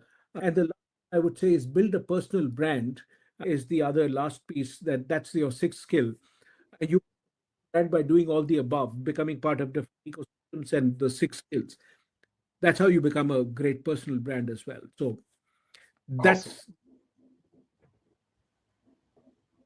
Thank you so much. That was incredible. I'm going to end it right on that, the 6 ways. We're going to throw in his LinkedIn link in the chat. If you love this, let's see the hearts, the likes go up. Connect with him on LinkedIn. His link is in the chat right now for you. Until next time, I'm ready to get back to Ben Eubanks for more HR Summer School. Goodness gracious. So that was so much fun to hear that session. And the audience latched onto like career lattice, some of the like believe in yourself, the potential of people, and seeing that. Probably no surprise to anyone because we all know people. It's what our jobs are. But when we do research in this, we ask like candidates who are looking for jobs, for example. So would you rather a company know all the things you can do right now and judge you based on that, or know all the things you are capable of, like all your potential, and judge you based on that? And what we see from candidates that are more likely to prefer that second one. They said, don't just see me for what I am or what I could be. And that seems to be a tie back to the conversation with Christine earlier, right? We're seeing that sort of thing in these conversations. I even hear from Ken about how do we think through problems? The old problem was how to create something fast. That's not a problem anymore. Okay, now the new problem is something else, and we've got to be able to pull through that. So great call outs there. Some good ideas. One of the other comments, Brandy flagged the compete with AI where there's no data set. Find a way to compete and bring your unique human ingenuity to the table, because AI struggles to do things that are new and novel and different. All of us here have had to do that probably this week. Have had to run across something we didn't know how to do and figure it out. So George, those are some of my quick takeaways from that session. Yeah, I truly love his heart. And of course, for me, my best takeaway has to be an acronym, right? I got to shout out the acronym. He talked about the SPINE, specialization, perspective, intelligence, narrative, and entity. Those things are so important. I think it's something that we should align within. When I think about the leadership development and the work we do, and being able to coach individuals, I think about the SPINE analogy and this acronym here of like understanding specialization, perspective, right? What's your perspective, but also understanding perspective and perception are two different views. And so that alignment there, kudos to our good friend Abhijit and that incredible session. Love chatting with him. Yeah, that was fun. Okay, so we have one more session, then we're going to take a pause and do some giveaways as we're moving through. About an hour left in today's event. So our next session with Kim Stevens at Employ. Again, Kim and I got into some of the things we can do to show respect to candidates at scale. I know when I was a recruiter day to day, one of the hardest things to do was to make sure that we're doing feedback for people and communicating with them. And back then we were doing it all manually. Now we have tools that help us to do that more easily. So she talked about some of the really simple things we can do with the tools at our disposal to try to give people closure, to connect with them, to close the loop, all that good stuff. So let's jump in with Kim and hear what she has. I see her in the chat. She's here. Great. And so we'll go ahead and y'all say hello to Kim Stevens there in the chat, and we'll go ahead and get started with the session. Hey, everybody. I am here with Kim Stevens from the team at Employ, and we're going to be talking about some of the things that are happening and hiring right now. Kim's got some cool data that she'll be sharing with us, and we're going to talk about some of the ways that we can create stronger connections with candidates, how we can share what's going on, be transparent, all those things. I'm excited about the conversation and diving into it. But first, Kim, welcome. Glad you're here. Yeah, thank you so much, Ben. I'm super excited to be here and excited for this topic and being part of this event. This is amazing. We're going to have some fun. I can guarantee it. So before we get into some of the stuff I was teasing there for the audience, would you take a minute and tell us more about who you are and what you do, please? Yes, of course. My name is Kim. I have been in talent acquisition for about 11 years now. I am currently at Employ, and I lead our talent and acquisition team. And so Employ in general, our products and solutions are, we're in the HR tech space, and we have our main products are ATSs. So a unique space to be in, especially as a TA leader. So one of the things I want to talk to you about today is every single year, the team does this Job Seeker Nation report. They talk to job seekers. They do a Recruiter Nation report later in the year, but this looks at the job market, who's out there, talks to a bunch of candidates, and tries to figure out some of the themes and challenges that are popping up. And as I was looking at that, one of the things that stood out to me is there's this ghosting problem, but not ghosting like we've talked about for a long time, right? This is on the other side where candidates are saying, we're being ghosted by employers. Would you talk about that for a little bit, some of the things that y'all found? Yeah, I know. I think that was surprising for me as well. I think it said something about 32% of candidates are ghosted by hiring managers in the process. And so I think what that signals to me is, there's so many candidates right now, especially for the tech market.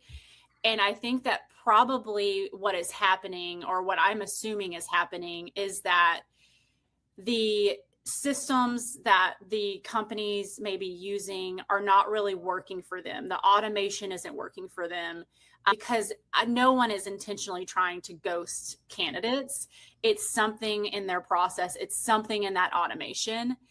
And I think because of the volume in some cases, if you don't have your processes down, your automations down, your integrations functioning, that can lead a lot to what's happening in the market, where you've as a candidate and as an applicant, you feel like your application goes into this void, or you get ghosted in the actual interview process. So there is something on the back end in your process that is broken. That is what it's signaling to me for sure.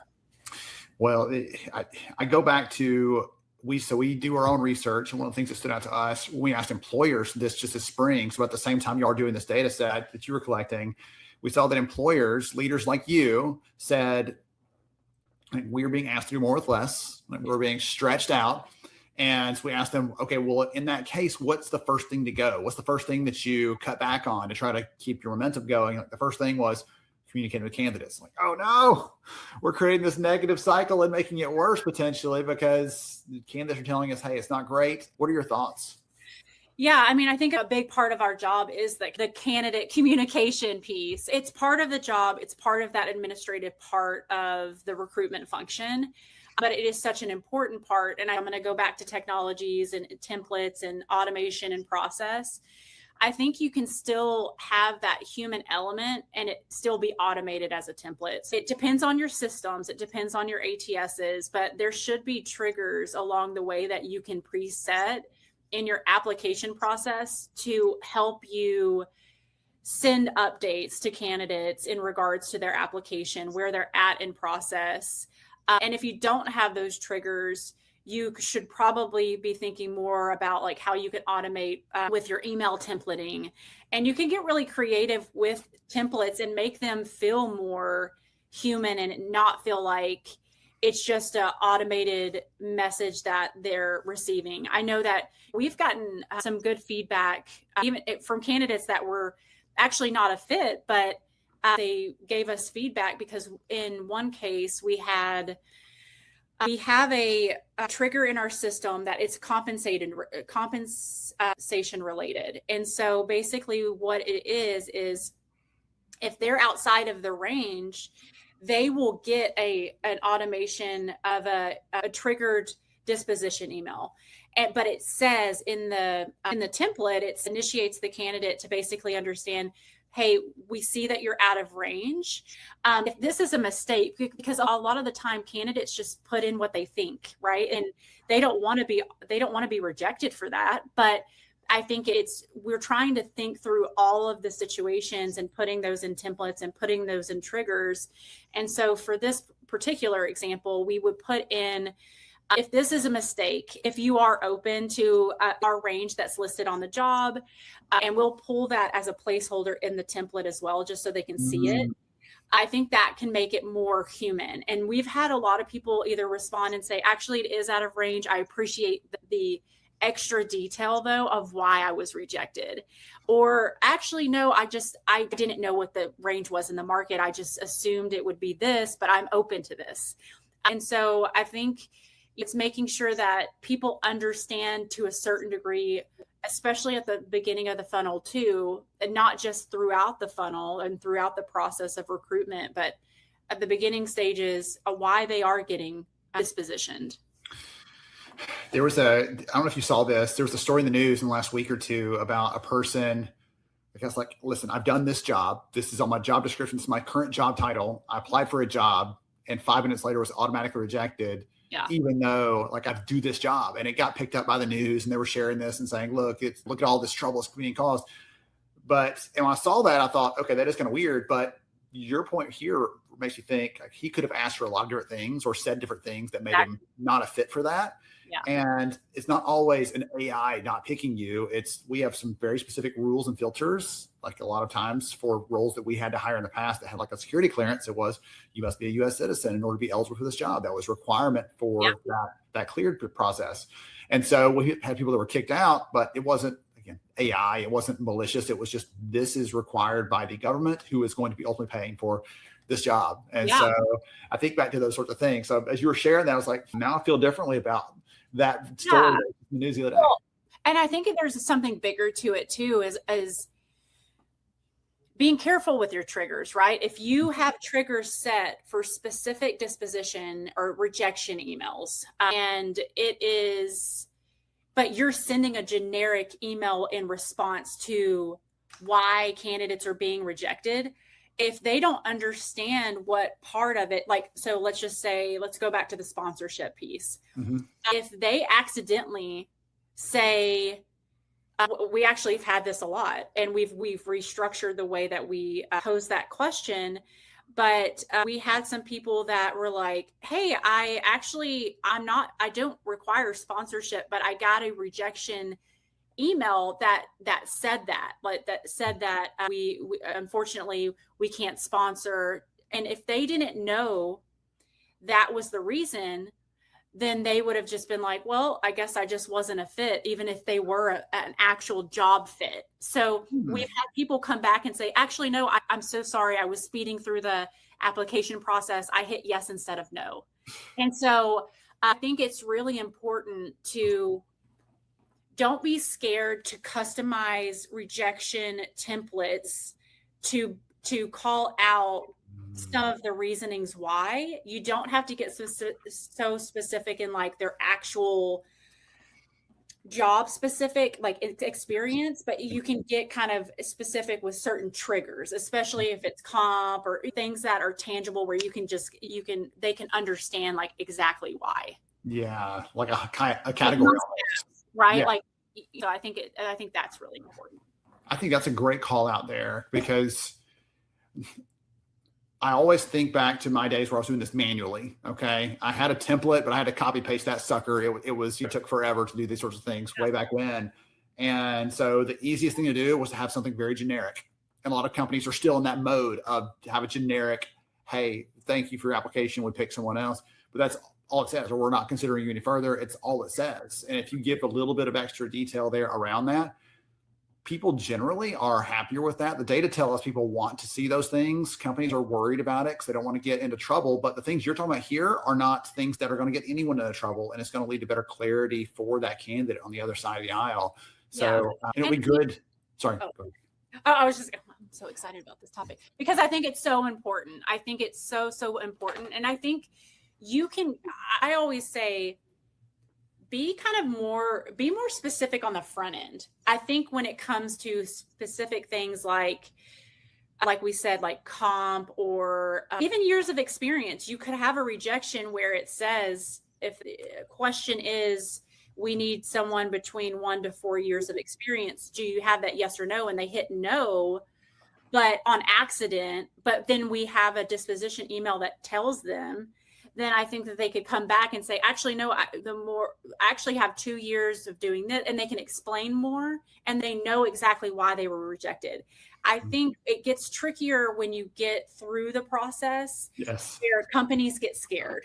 And I think it is, there's compliance, there's risk there.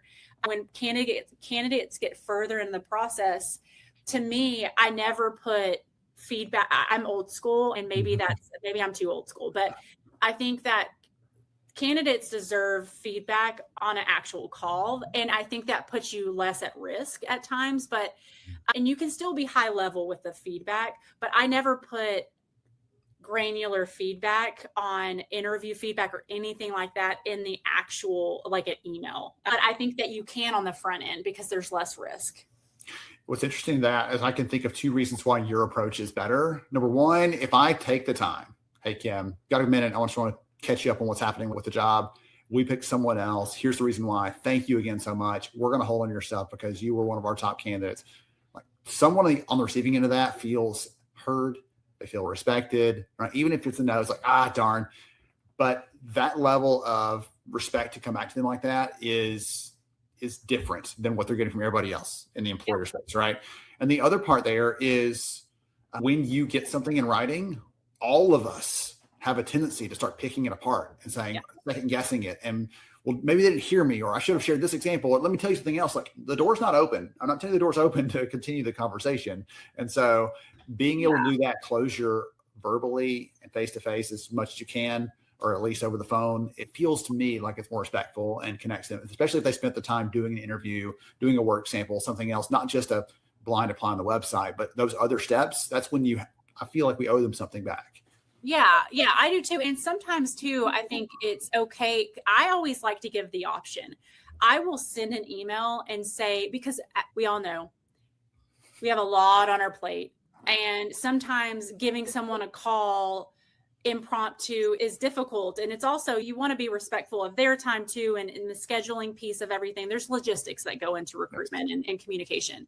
So I always like to give, because some candidates really, they already know that they're either they didn't think they were a fit, they didn't want to be a fit for the job, and they don't need that feedback. So I always put in an email, hey, if you want to jump on a call, here's my Calendly link. Let's talk through the feedback. And sometimes they do, and sometimes they don't, but I think they always are appreciative of the fact that's an option for them. Mm-hmm. And they're not just getting a blanketed, you're not a fit. I'm so intrigued by this because I'm thinking about the times where I did that sort of thing for a candidate and something similar opened up 2 months later, or that person came on that didn't work out for whatever reason. And I get to come back to them and they're not like, who are you? Like, hey, how's it going? Good to catch back up. Oh, interesting. Okay, well, tell me more. So I left them in a good enough place I could come back and pick up again if I needed to on a thread, not to just string them along, right? Yeah. But because it's what a good human would do. And so to me, that sort of thing happening more times than I can count. And if I had just shut them down, done the text breakup sort of thing, whatever you want to call it, and not had the decency to connect back with them when we had some conversations, then we would not have had the chance to pick that back up again, start at the 70% mark instead of starting over at 0 with somebody else. Yeah. Okay. So I'm having so much fun around this too. I did not expect to talk about all the rejection stuff today. There's like a master class on how to reject someone in a respectful way, right? Yeah. And feel, you know what? Again, darn, I missed it, but I appreciate this. Yeah. And I think Ben too, like, well, I mean, I know. So I think I got humbled really quick when I was laid off, and I was in the job market for like over a year, almost a year and a half. And it really made me self-reflect, and it made me think about, I think it actually happened for me as a TA professional for a reason. It really made me self-reflect and think, what could I do better in my next role? When I do get another role, hopefully. Yes. But it did make me think like, God, we got to get better. Like we have to get better. And by getting better, we have to have the acknowledgement of like, these are not just resumes. These are people. Some are not people, especially nowadays. So it's very fraudulent there. Don't get us all on the creepy track, Kim. Okay. Yeah, but I do think it's slowing down your recruitment team too, to let them know and to reinforce the fact that we are dealing with people. It's not just, yes, you want to fill the position that's best for that person and best for the company. And that's where it is. And these are people. These are not just resumes. I'm so passionate about that. And I think it's to do with, there's so many people out there in that same circumstance and the worse circumstance than what I was in. And so I think we have to really remember what we're in the business of, and that's people. Yeah. Okay. I was going to ask you one more question, if you're good with that. Yeah. So you've given us a lot of good practical inputs, a lot of good ideas around how to treat people at the beginning of the process, how to gently let them off, because again, let's face it, if 100 people apply, 99 don't get it, 1 gets it. So we need to be thinking about how to treat the other 99 in a respectful way. We got a lot of good things there. Anything else that you've learned that you're like, hey, this is one of my like key life lessons around recruitment that I think all of us could do better, or this was the thing that sets apart the best ones from the people who could stand to be better at this? Anything else that you want to share?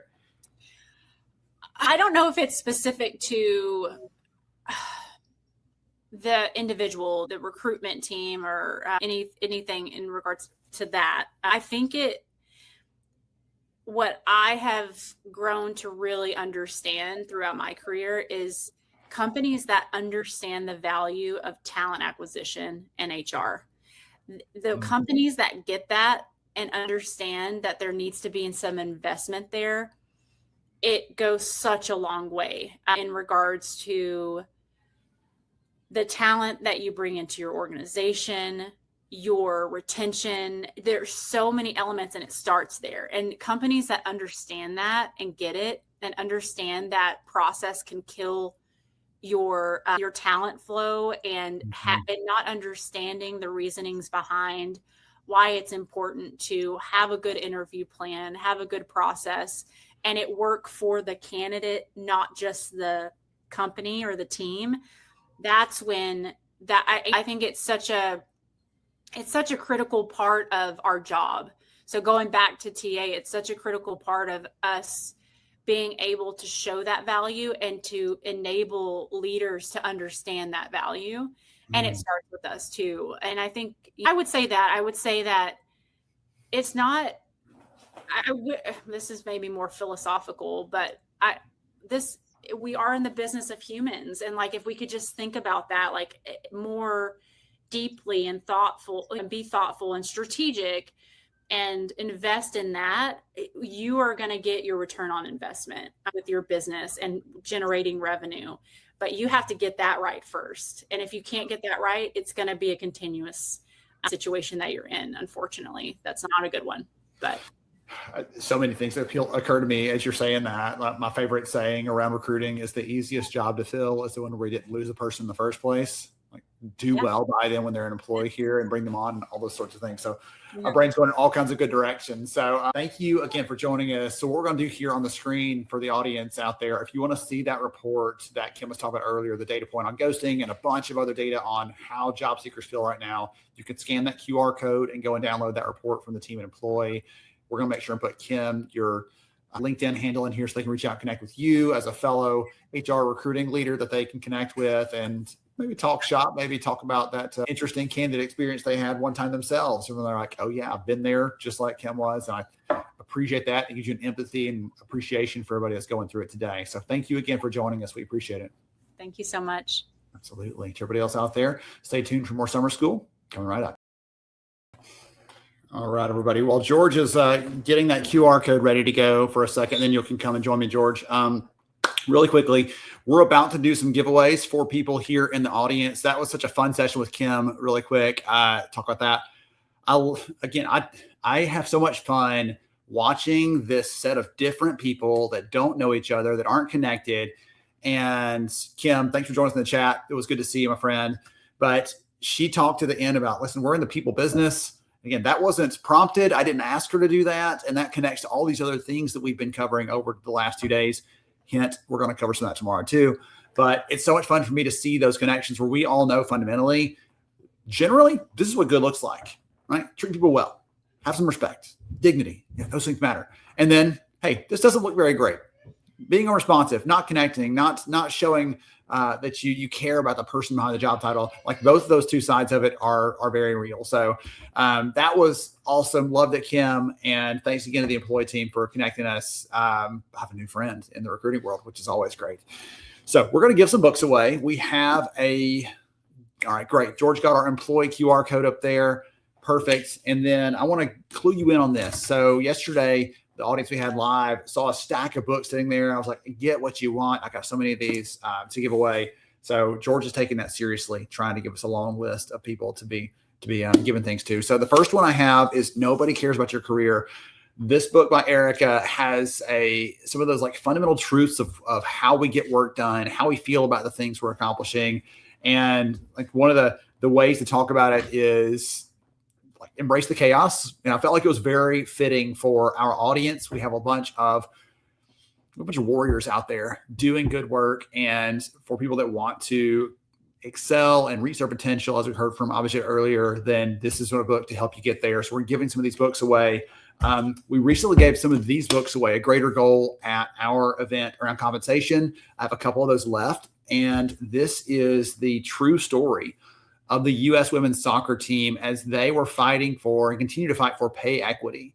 They said, you know what, the men's team over there is doing okay as a team, not great, but they're getting paid a lot more than us. And we are winning these world championships, these big tournaments, and we're getting paid less than them. So they advocated for and fought for and have been striving for equal pay. And so as a dad with 4 daughters, that means a lot to me for the workplace they're going to be entering. And so we have some copies of A Greater Goal we'll be giving away, and then a couple more we'll talk about but either into the day or tomorrow. But those are some of the things we have to give away to the audience. George, you're going to come back and join me for us to do these giveaways real quick before we transition to our last sessions there. All right. I'm here. All right. George did put the QR code there. If some of the data that Kim and I talked about is there in that report from Employ, they do their Job Seeker Nation. Listen, I read this when I was a recruiter 10, 15 years ago. I read that every time it came out, and I still follow it because they always ask interesting questions. And I'm a research nerd, as you all know, so you can check that out right there. George, I don't have anything to do a drum roll with, but would you like to bring this up and share? Oh my goodness! All right. Does that work? Does that work? That works, I think. Yes. So, goodness. All right. So here's what's going to happen. We changed this yesterday. So normally it's, hey, email Jill. She'll get you set up. Jill is behind the scenes. She's the one who answers all of your questions. She is so gracious with all of that. We're grateful for her. She's also the ones that helps coordinate all of the winners and making sure we get your address and everything else. And she is trying to make that process more streamlined because we're giving a bunch of stuff away. And so I want to make it easy on her to do that. So she will reach out to every one of these people here on screen. If you've registered, then we have your name, we have your email, we'll reach out to you. If you're like, uh-oh, my name's there and I didn't register, go do it real quick. The link's at the bottom of the screen. You can sign up and make sure that you are able to get that, and she'll be reaching out to you to confirm. So thank you all for chiming in, for being supportive, for participating, and continue to, because we'll give away some more things at the end of the day and tomorrow, lots more as well. All right, George, anything you want to call out while I'm transitioning to our next set of our next speaker? No, I mean, everything's tied together. I love some of the comments, and I want to read a few of those real quickly as you're getting that one ready. And one of those that really kind of impacted was always have your expectations of you be higher than those that others try to place on you. And so Dre Brown said that. It reminded me of something that I always used to have to tell myself and remind myself, is that you don't want to be a cheap copy of a great original. So be the best you, right? Don't be a cheap copy of a great original. In the world where we copy, especially in technology, where it's really copy pasting, then how can we trigger and change a few things and make it our own? I just, as we're hearing all these things, humanity, empathy, and even in the TA field, with this last conversation, I think it's so important to be authentically you in those conversations. Show up as if you were on the other side of that table, right? And be yourself. And I think that comment was one of the ones that was really incredible for me, that sticks out as well, when it comes to AI influence in the workplace. Goodness gracious. Okay. Speaking of influence and humanity and all those things, George, your next session is your interview with Yannick from Bucket List. We're going to talk about recognition and how we can use that to probably drive behavior, if I had to guess, connect to culture, those sorts of things. So we're going to transition to this one. And then we have one more session after that before I'm trying to find my agenda really quickly. Goodness, can't find it. One more session with Emma before we wrap up for the day. And we're a little behind, George. Let's get to it. Here we go. George, once again, and I'm excited. Want to introduce real quickly, just introduce yourself and tell us one thing that maybe not a lot of people know that you're really passionate about. Well, thanks, George, for having me. So my name is Yannick Provencher.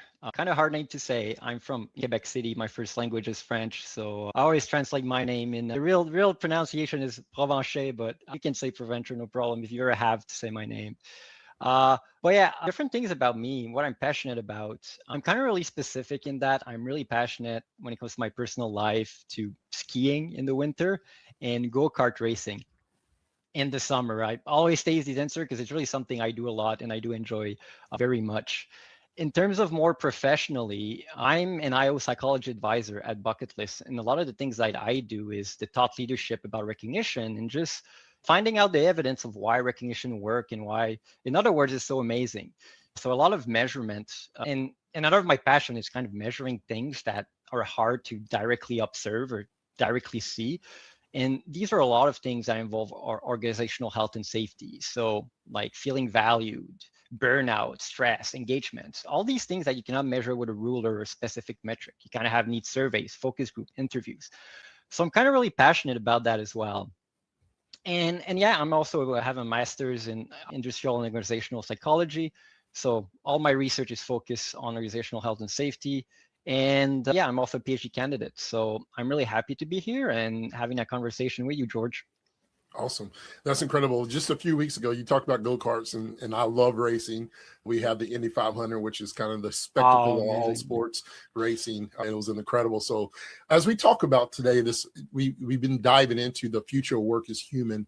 I want to ask you, just kind of finish that sentence for me, if you would. The future of work is human when? Yeah, that's a good one. I think it's human when we work together.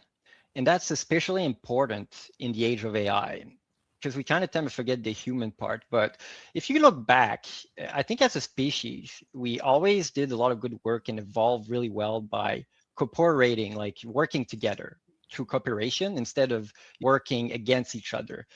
I think that's when the human progress we progress and are the most successful as humans. So I think keeping that in mind as AI is rising up, that instead of seeing AI as replacing us, more keeping the human centered in there and making sure that relationships we build, that recognition that we give, stay human in a way that we can still be successful to the most of our potential. So that's how I would say it, working together, especially in the rise of AI. Yeah. One of the things when it comes to recognition, Yannick, is that a lot of companies, at times organizations, you'll see this huge gap. We understand what it means to appreciate someone and how different that is from recognition, right? And recognizing someone for the work that they're doing. And there's this huge gap with a lot of organizations when it comes to recognition. As much as they love it, very few of them really connect it directly to their business performance. What are some things that really separates and impactful recognition strategies from a surface level of I like to say strategy versus program, but a lot of people say programs in that. But what's the separation when it comes to those things? Yeah, I think that's a very, very good question here. And I do work with a lot of different customers at Bucket List, and some of them do that really well. Others struggle more, like you said, keeping more the surface levels. And the things that you really see from a very, very good organization when it comes to connecting to business performance and going beyond the surface levels is they really built an infrastructure around recognition and a system around it. And by that is they have a process to do it. And what you typically see in those organizations is they really have two different things that they do that other organizations don't do as much.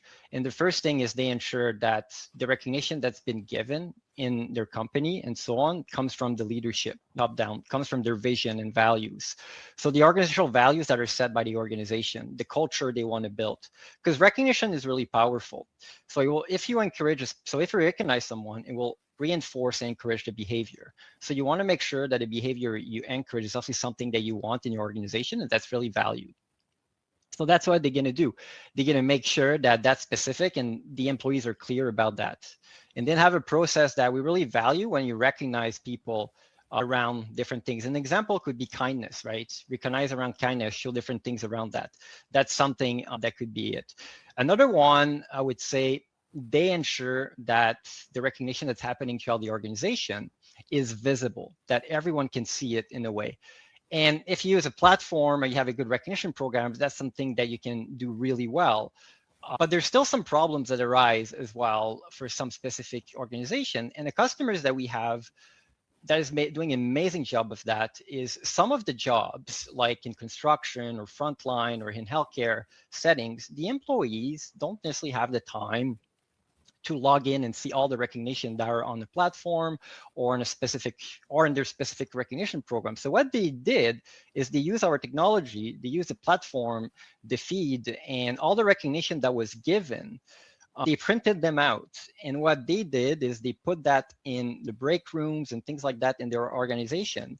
So the people on their breaks and stuff could see all the cool recognition that was happening in their organization, but also not necessarily at their location, but in other departments, in other location, and just celebrating the wins across the company. I think it was a very good way they did that to make it more visible to their employees. And finally, and that one is really close to my heart, is the measurement of it all. They ensure that they track the effectiveness of their program, the ROI of the recognition that happens. So does the recognition that we give, does the frequency, does the quality of the recognition that's being given across our organization influence the metric that matters to us? And oftentimes those are pretty similar across organization, but it can be engagement, turnover intention, reducing those turnover, reducing stress, increasing satisfaction, and so on, because these are directly tied to performance. And if you have their performance metric, they also tie that to performance metrics. Yeah, that's important, really. When you talk about, when I think about recognition and I look at organizations that really have embrace what it means to having a meaningful employee recognition, I'm thinking about a time in my career when I had retail stores and employees on my team that I thought I was given the correct recognition. And some of the mistakes that I made earlier on and the ignorance of it was not tying those to the business strategies, understanding the language of employees. And what I mean by that is understanding what how George receives recognition. Is he a verbal? Is he someone who loves the audience? Does he want to have it in front of is it just email? Is it something that we put on our board, as you're mentioning? How does meaningful employee recognition influence other business impacts? You talk about one of the key things that everybody runs to when it comes to ROI. What's the ROI? What's your KPI on those things? Retention is always there. But when people are engaged, when people are appreciated, they're more likely to stay with the organization. So what are some of the other meaningful recognition influences besides recognition and engagement and even productivity? And I think of this as overall culture in today's workplace.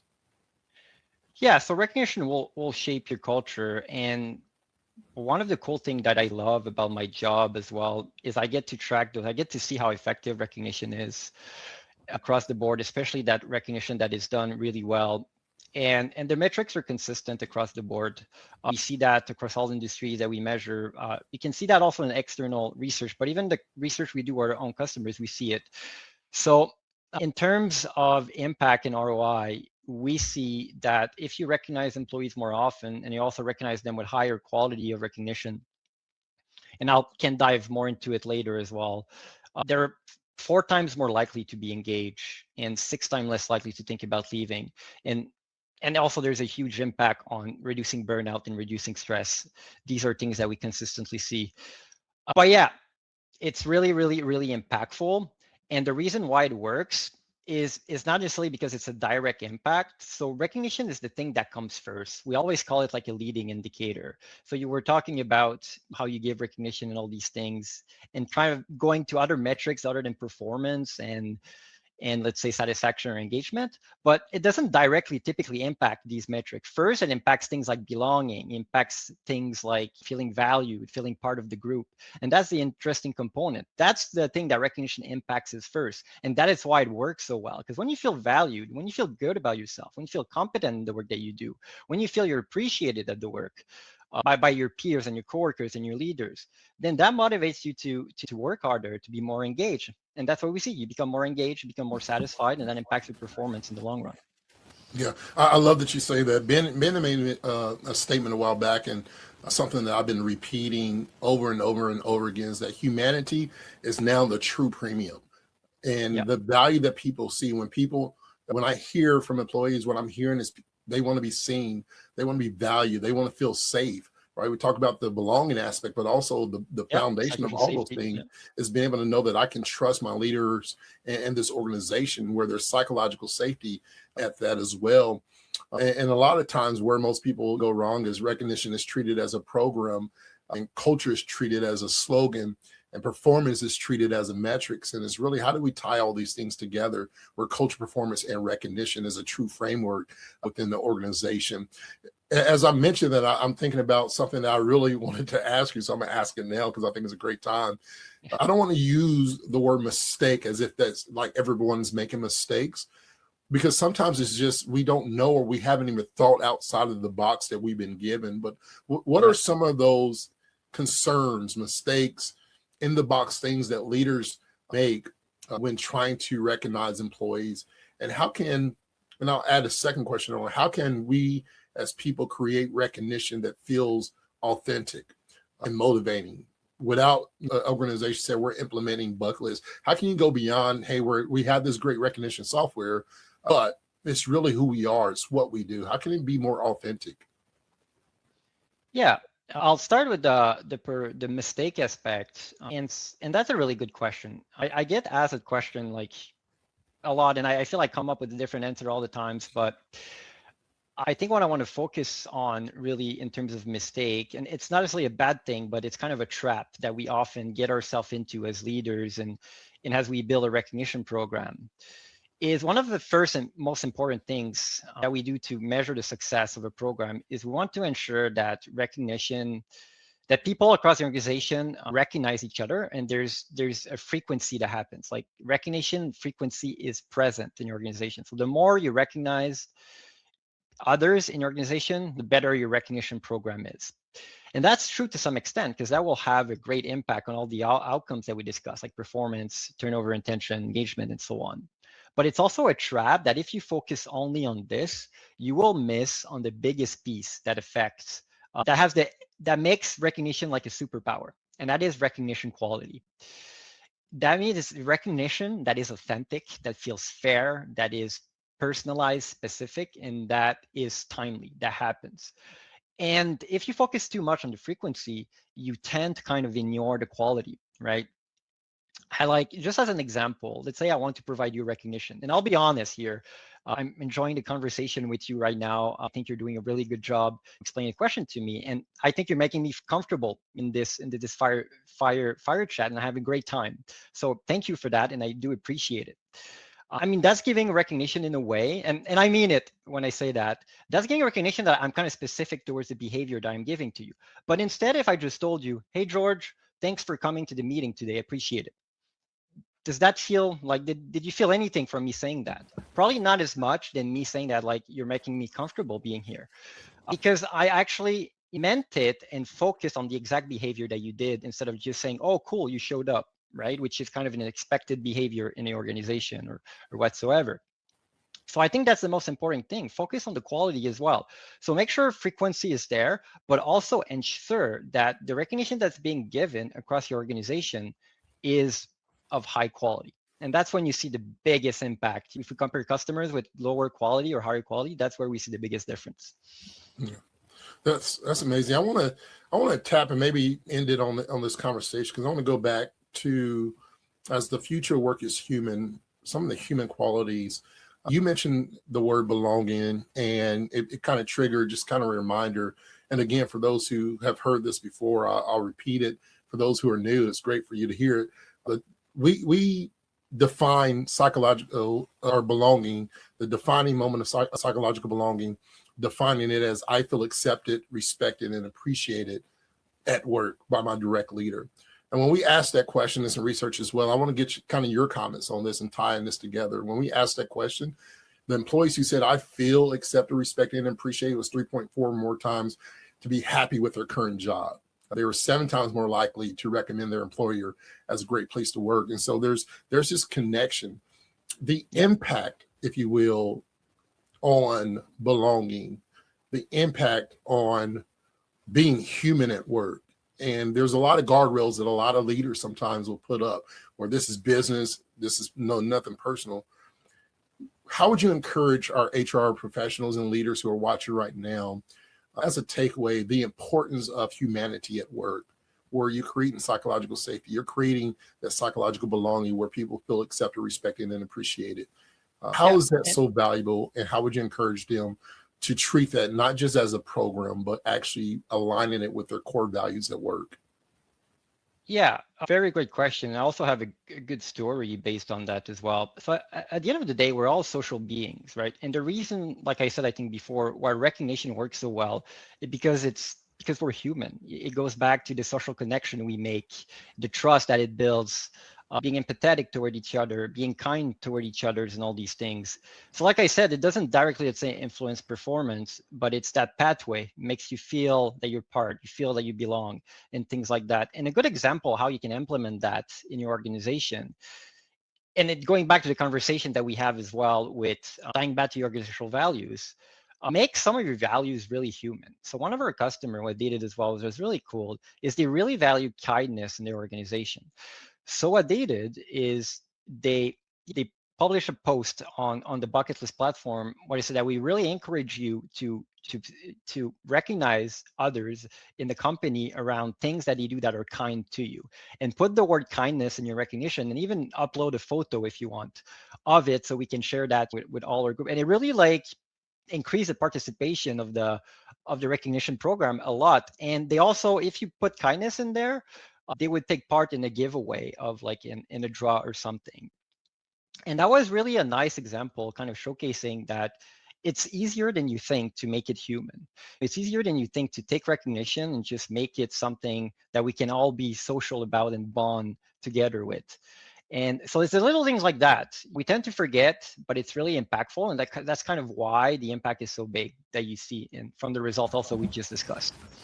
Yeah, I love it. This has been a great conversation about employee recognition that really drives business results. Where can people learn more, follow you, connect with you, if you will? Yeah, they can reach out on LinkedIn. I think I can upload or you will upload my LinkedIn in the chat. We might have a QR code as well. So you can definitely reach out to me. You can also reach out to my coworker, amazing coworker, Becca. I think she'll be on the call as well. She's on the call as well here. So yeah, you can either reach out to me or her. And yeah, feel free to DM me as well on LinkedIn. I'll be happy to respond. Awesome. Well, thank you so much. Another great session. Another great session. We're going to do this one quickly, George. Loved hearing that. The audience loved that. I can see so many good comments from people about the belonging piece, recognition, how it fits in, when we use it, how we use it. Lots of good inputs there. And I would love to go so much deeper into it. Thank you to the Bucket List team. We'll make sure. And George, please drop their link into the chat because the QR codes are giving us some trouble today. So drop their link into the chat if you don't mind. And we are going to go to our very last session for today before we wrap up, do a couple more giveaways, all that kind of fun stuff at the end. And we're going to go to Emma Belconis from WellFit. She is an HR leader in the trenches, like all of you. And she and I talk about the importance of connection. And again, all these different speakers, all these different leaders that don't know each other. And I can bet within 2 minutes, you're going to start hearing some ties and connections to some of the other things we've been covering in the session so far. So George, you drop that in the chat and we're going to jump in with Emma. We'll come back and do our recap shortly. Here we go. So glad you're here with us for another awesome session. I am really excited to be joined here by, I'm going to call you friend Emma, my friend Emma. We actually got to join each other on a podcast recently, and she was such a delight, so much fun to talk to that I said, please come to summer school, bring that same energy, that same pizzazz, all that good stuff. And so she agreed to do it. So Emma, welcome. I'm glad you're here, my friend. Welcome. Thank you. I'm excited to be here.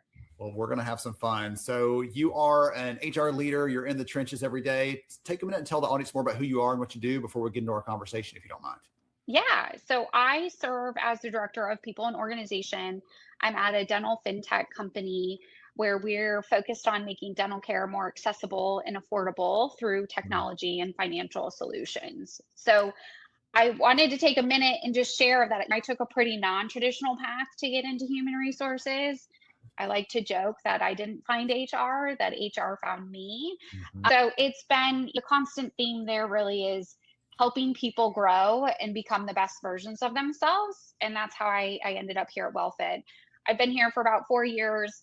During that time, we've grown from 20 employees to more than 120 employees across multiple states. So I get to see everything from people culture, which includes recruiting, engagement, leadership support, and organizational strategy. So really excited to be here.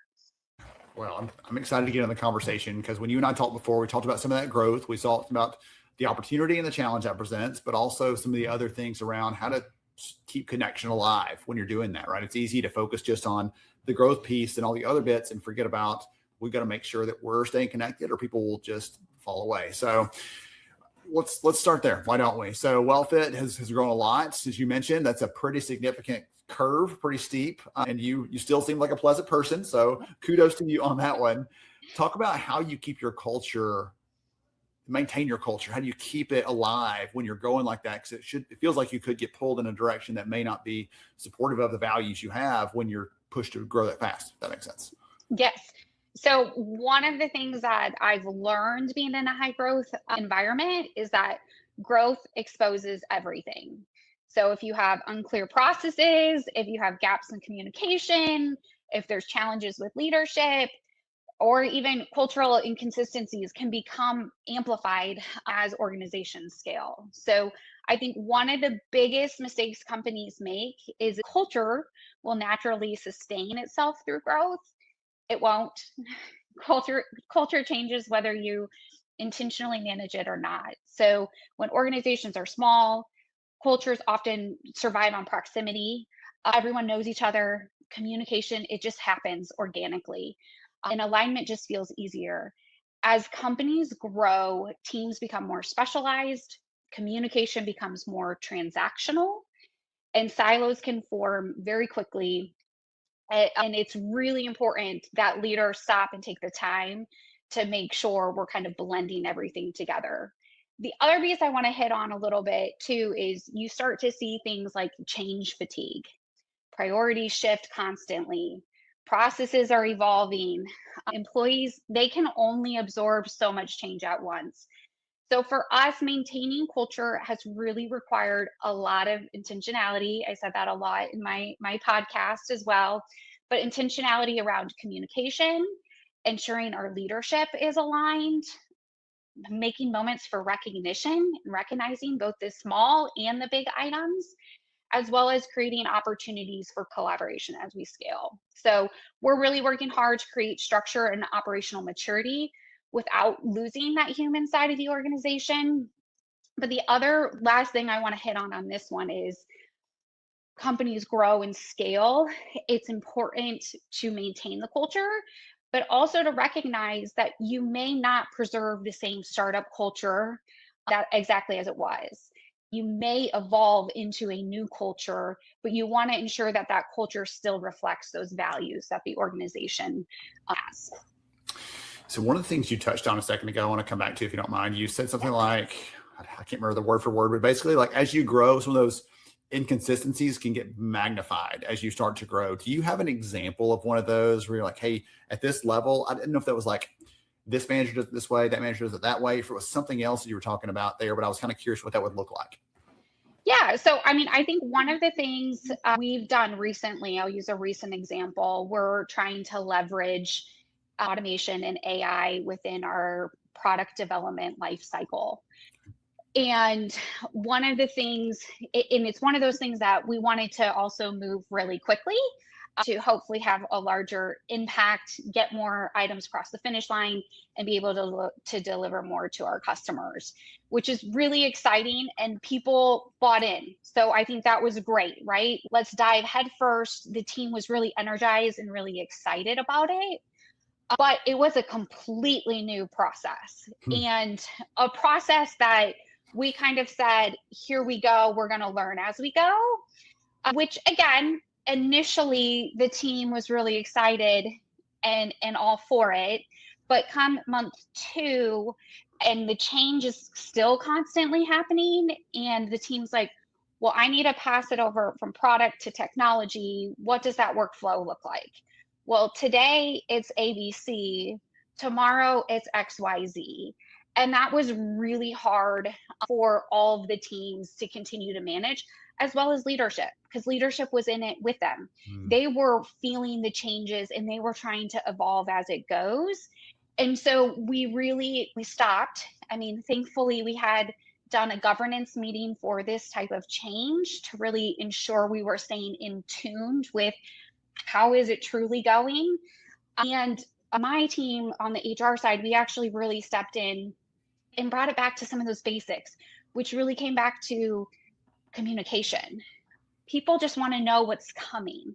They can accept the change, but the more you can communicate what's coming, or if there's something they're waiting for, you can give them a date for when that's coming, they are much more willing to accept it. You're probably going to get less questions, your repetitive question of when is this integration coming? When is this happening? If we can just provide some clarity to them, they will be much more accepting and willing, and they can see the light at the end of the tunnel.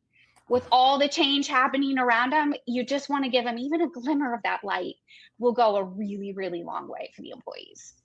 There is hope around the corner. This is not the permanent state of things. Right? This is just a snapshot. This is not the whole movie. So hang tight with us. Okay. I like that.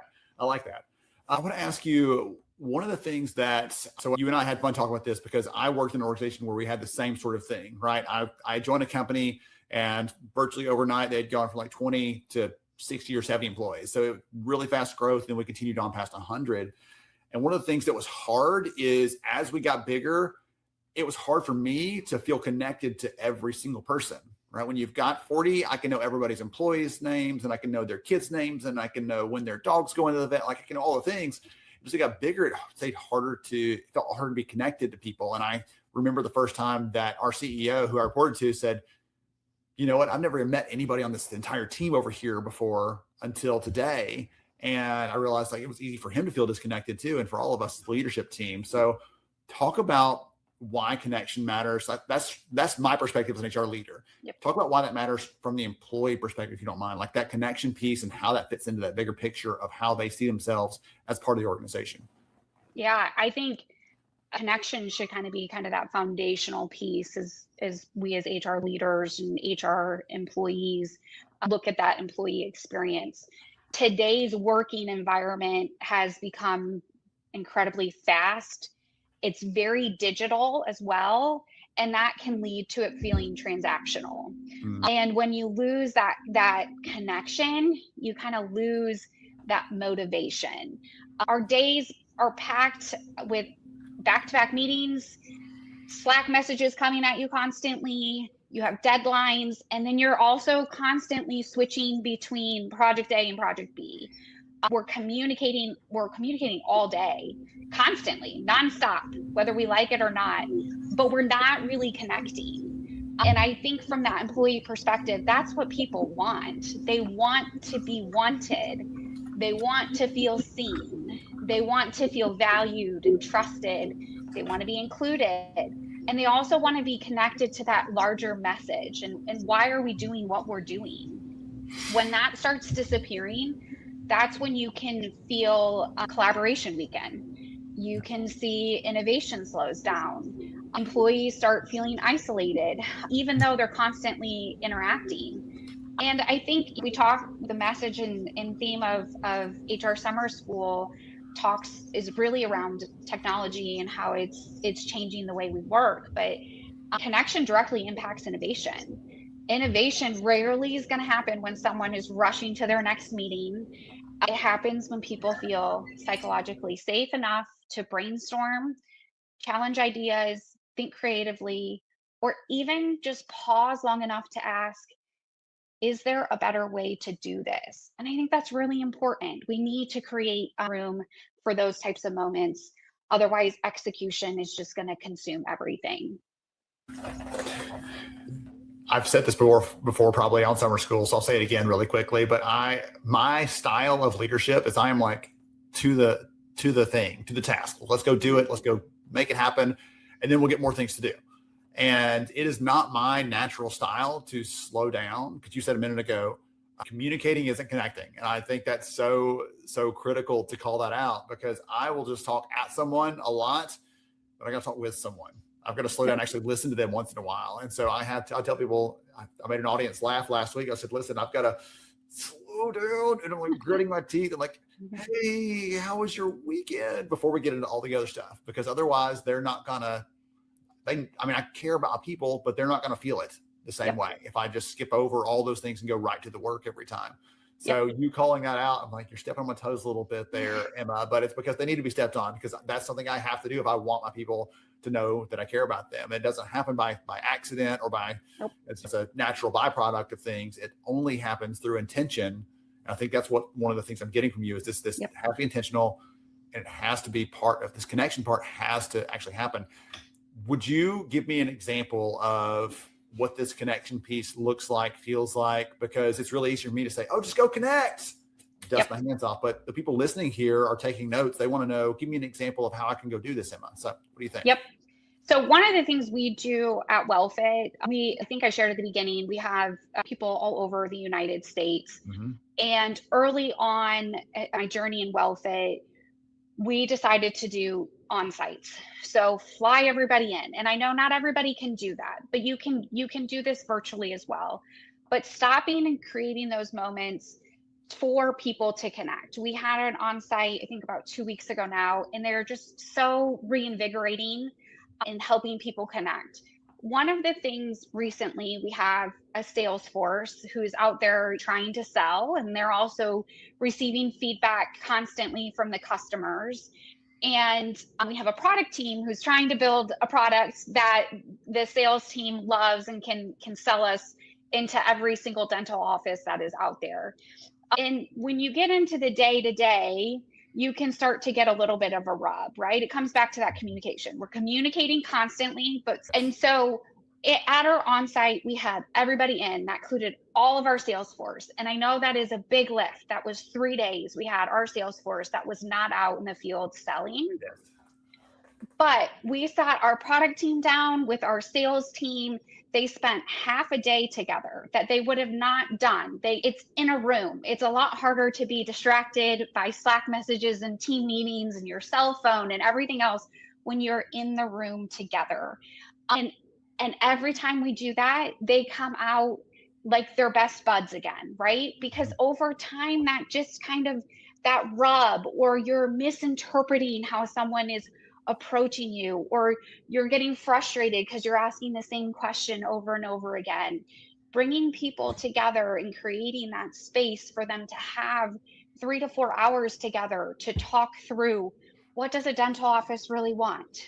To talk through, what does it actually take to build what you're asking me to build, and have that cohesion and that understanding, as well as creating those spaces. We brought in breakfast, which creates just natural conversation to talk about, how are you? How's your family? Do you have any big plans for this summer?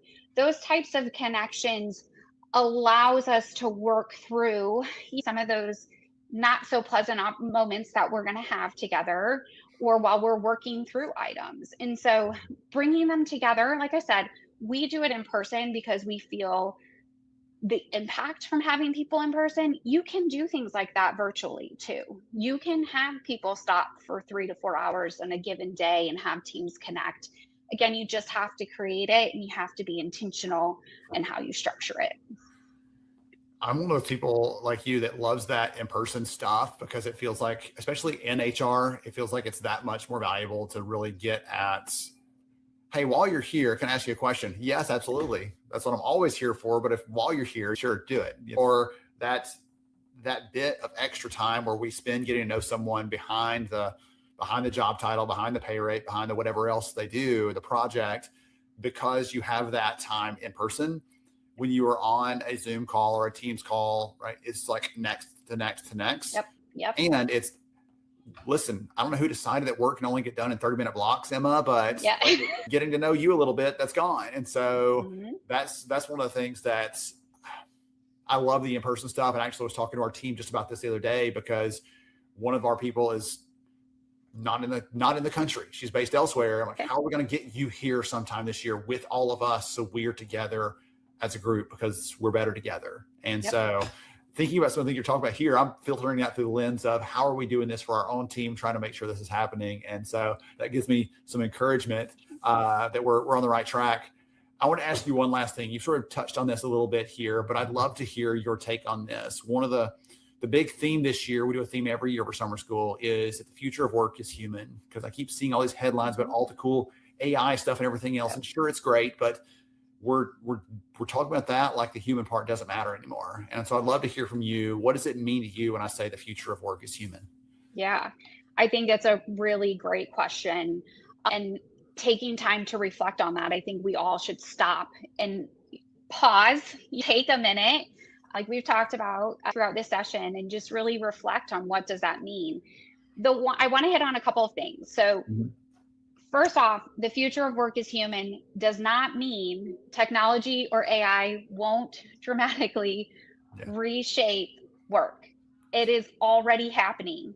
Work is already significantly changing.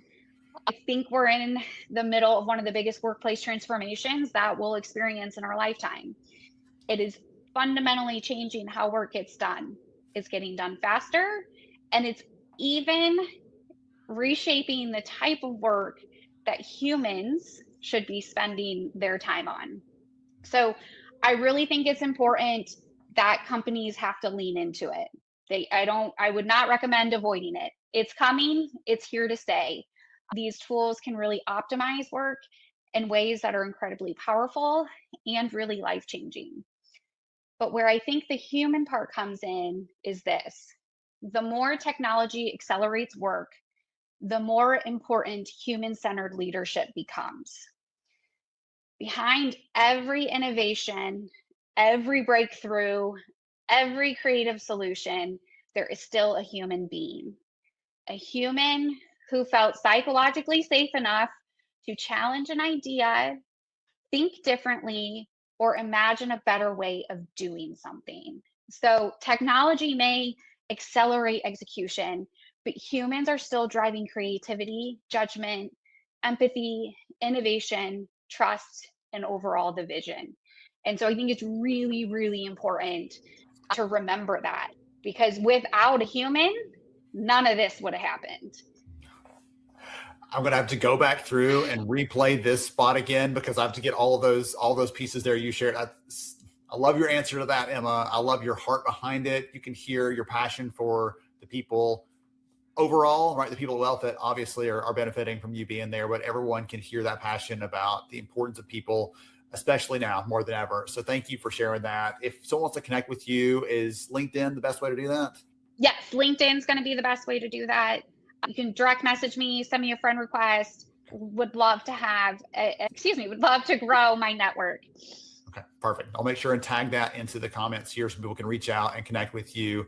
Thank you again for joining us today, for your passion for the topic of connection, helping people as they grow, making sure the company takes care of the people and gives them an environment where they can feel safe to do their best work, to show up with ideas, to raise their hand when there's a challenge, and to just really connect with each other in a meaningful sort of way. Thank you again for sharing that. For all the rest of you, stay tuned for more summer school coming right up. Yeah. All right, George, we're wrapping up here towards the end. I told you all, like, there's some good connections there between what Emma was sharing and what we covered the rest of the time. I thought she did a great job of tying those together. I wanted her to talk about connection, and we ended up going so far beyond that, but she had some great takeaways. George, anything in there stand out for you before we pull our slides up and do our quick wrap up for the day? I'll just say this. When she started talking about the connection piece, Ben, I always relate it to like a TV, right? And not the modern TVs that we have today, but think about when we grew up, when we were the remote controls, and we had to get up and turn the knob. And that clicking knob. If that connection wasn't right, you had another small knob that you had to get right to really just kind of get that right connection piece so that there was clarity in there. And so often we need just a little bit of turn. We need just a touch, right? We need just to turn it around a little bit. And I want to encourage people today, if you walk away from anything, remember that power is in connection. We were born connected to our mothers. We were born connected. Like we need each other. I always think about the statement, one can, do 1,000, but two can do 10,000 flights. So like the power of unity is incredible. And when I think about the community award winners that we had over the past, the calm, the communication, the unity, how that really comes together as a word. That's my rant. She said it all. She said a great, perfect ending. I don't think that was a rant. That was a rave, George. That was a rave. A rave. There we go. I like that. So give me a acronym for rave. The students been great. The students at acronym college they're picking up the slack, has been good today. So rave. Rave in the chat. Let's see what we got for the acronym. So if you want to go fast, go alone. You want to go far, go together. And speaking of together, tomorrow we have some incredible speakers. We're gonna. What's fun for me is I scheduled Shane and Mike at separate times, but each of them are going to talk about how we can collaborate across functional lines. Shane with finance. How do we speak finance? And then Mike, actually, I did not know this. I've known Mike for years. He's a former CIO. And so we're talking about the technology side and all those things, because there are companies now, like it or not, there are companies now that say, okay, we're combining parts of IT and parts of HR because these agent things are now going to be part of how we look at our org chart and our hierarchy. Again, like it or not, that's the real. And so Mike and I talk about some of the ways that we can connect with, look at, work alongside our CIOs. Jim is going to come to us and talk to us about how we can respect different generations, different perspectives of people at work. Zach and George had a great session. Again, one of those, I try to put George in a box, and all of you know that he doesn't stay in there for more than half a second. And so he and Zach kind of covered the realm of leadership and conversation there. David and I come back with one last session talking about some other practical things we can do to filter through candidates and to make sure you're not getting caught by a fake candidate or someone using AI to try to cheat, like how to catch those people. We talked about some of that. And then Tyrese and I are going to wrap up tomorrow with a session around engagement and how they do it at NASCAR, where he works. And I gave a sneak peek earlier, but he actually pulls out a physical note that he got from someone else to talk about the importance of giving and receiving those things. So it was fun, George, when y'all were talking during the bucket list session. That's what I was thinking, like, okay, Tyrese is going to actually do that during the session tomorrow and show that off in his hand about how impactful that was. So great sessions tomorrow. George, we have one more slide here just as a thank you and a wrap up. Give us 30 seconds and we'll call it for the day.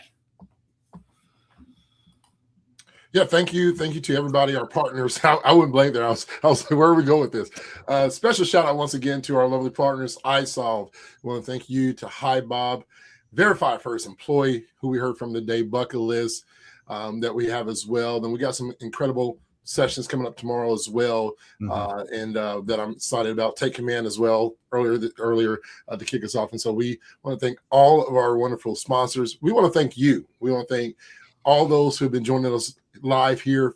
Again, 500 people in our platform, another 400 or 500 people on LinkedIn. We got our platform on YouTube. Congratulations to all the YouTube. This is probably one of our biggest audience on our YouTube channel that I've seen. The comments are coming in. So we want to say shout out to you for being a part of this. Y'all stuck through it from start to finish. And we want to say thank you and appreciation. My last words, because I've never talked about shoes, Ben, but I'm going to talk about these. No emotions are emotions. And so don't be afraid as humans to show your emotion. No emotions are emotions. Be happy, be sad, be Ben, be George, be HR Summer School. Until tomorrow. Yeah, be the best you can be. All right. Thank you all again for joining us. We're grateful as always for not just you for showing up, but for participating, for being engaged. I told someone yesterday how many comments that we had, and their eyes about fell out of their head. They couldn't believe it. And so it's because all of you are here chiming in, being supportive. We have a list of people to give some things away to tomorrow. We're already running over today, so we're trying to be smart with that. So thank you all for joining us. We appreciate you, and we'll see you again tomorrow for day 3, final day of HR Summer School 2026. Be blessed. We want to thank everybody for joining us today on this live stream. For more information, you can find our website at lhra.io.